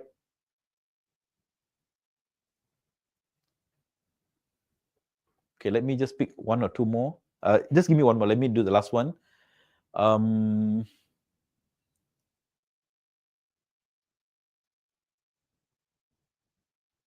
Okay, okay. Let me just answer Terence. Are the contents of the handbook and policy the same? Now, please, Terence, don't have a policy and a handbook. You are complicating things, right? If any company, you got a policy and a handbook, you are busy, you're wasting time. And what is going to happen when you make changes to policy, you forget to update your handbook, then your internal auditor will come after you, not align. Or you update your handbook but don't update policy. Please choose one. Either you follow a handbook concept or a policy concept. Small companies, you can use handbook. Keep it simple, right? Some of you all, if you have not done a handbook, you want to do a handbook, you can download okay, it's not free. We sell a handbook template in Microsoft Word, 150 ringgit. You buy it today, you can launch your handbook tomorrow, right? All the basic stuff are there according to EA. Now, but some companies, they would prefer, if you're a larger company, I would suggest you consider a standalone policy. That means you've got different policies, you didn't merge it, standalone policies. If you have an intranet, a SharePoint, or a system, you can load all this so people can go refer. So, but don't do both. Either choose a policy or a handbook. Now, why do you want an employee to sign the handbook? Because why? The fundamental terms are already in the employment contract. Handbook these are supposed to be non-fundamental things. What time is work hour, right? What are the public holidays we observe? You don't need employees to consent. You're making things more complicated. So in your offer letter, you got to mention things like how many days annual leave, how many days public holiday. But what public holiday, company may amend from time to time. Your work hour is Mondays to Fridays. Company reserves the right to amend the work hours. So you don't need them to consent a handbook. Medical leave or medical benefits, your benefits are this. Company reserves the right to modify this from time to time. So when all these terms are spelled out, employees sign, you can change your handbook without consent. So when you put certain fundamental terms in your handbook, you got to get them to sign. But why create extra work, right? Why create extra work? Okay, sorry, Mr. Arul, why 12 and not 24? Probationers, maximum 12. Confirmed staff, maximum 24 months back wages, plus also 1 month per year of service. So probationer, lesser pay, yes. Sharon, thanks for answering. 12 months probationer, 24 months for permanent staff. Okay, so I think we have to go off now. Some of you all may be rushing for lunch and so on. So thank you for joining us today. I will share these slides in a short while in Facebook community group, our Facebook group. Download it from there. Please share it with your bosses. Tell your boss what you've learned today. I'm sure you've learned, I've shared a couple of new ideas and here and there. Some of it may sound interesting. If you want to implement it, talk to your bosses and do it. So I hope to see all of you all. If you have not joined the masterclass, please come. Please bring your boss along so that you and your boss can learn together. When you go back to implement, your boss will know what you're trying to do. Rather than you shock Sendiri, boss, what you do this? He cannot understand. So if you want to make your life easy, get your boss to join the masterclass as well. Many have done that. Okay, so thanks a lot. And for those who are fasting, happy fast and advance Selamat Hari Raya to you. And for the rest, have a good long weekend break end of this week. Right. Thank you, and see you in our next webinar series. I would like to take this opportunity to thank Malaysia HR Forum for organizing this AHRP program. I'm also very thankful for the chance to meet many wonderful like-minded people here throughout the program. Okay, so I also remember about the advice from the CEO of Malaysia HR Forum, which is Mr. Kumar. He always says about AKS, attitude, knowledge, and skill. So first job, don't berkira-kira, work hard. The first 10 years of your working life, and what I've said the other day, the first 10 to 15 years of working life, it's all about hard work. So first job, grab what you can first, take it up, build your experience, build your competencies, learn the skills that you don't have today. The time will come when something will tell you that it is time to move on.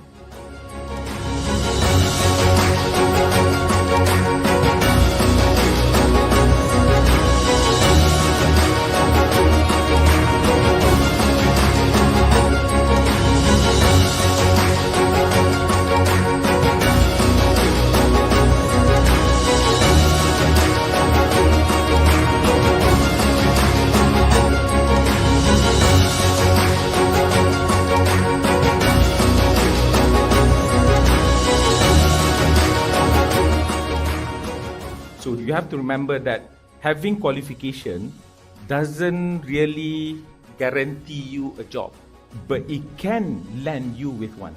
But for you to continue climbing the ladder, it's all about skills. And when we talk about skills, of course, not just soft skill, communication, writing, but relates to what you're doing. What happened between that time until now? I never quit, never lie, and I never want to be somebody other than myself. So if you're a boring person, be boring. If you're an animated person, make sure that animation comes out. And if you're a person that is shy, so be it. The moment you lie, the moment you say you know things and you don't, that's when you won't get the job. At that rate, by the time you are 30, you're going to be having a salary of 7,000 ringgit. Congratulations. But 7,000 doesn't cut it in KL. Learn, continuously improve yourself. This AHRP paper is one of them. Continue to add stuff in your CV.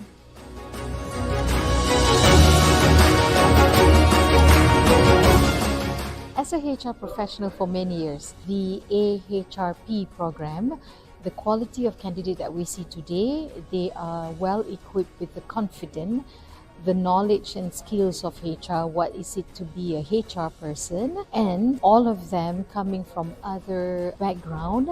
I'm very thankful for Malaysia HR Forum by giving us this opportunity to interview some candidates that they have trained in a 5-day program, and they also filtered the candidates based on their own requirements.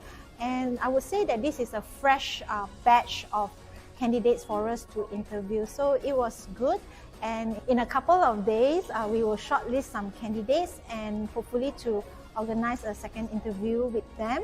When I first saw it, I thought it was a really good idea to bring candidates together with a specific specialization, which is why I wanted to participate, because I've got HR needs that I'm looking for.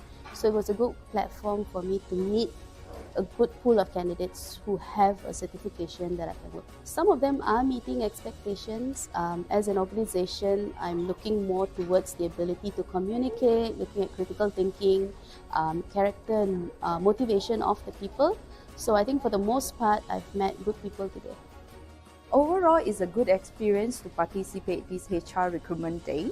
And I think it's a very meaningful event that helps the fresh graduates out there to have the employment opportunity. Overall, I find the session very fruitful, and we managed to get a few good candidates, and we are going to shortlist for the second interview with our company.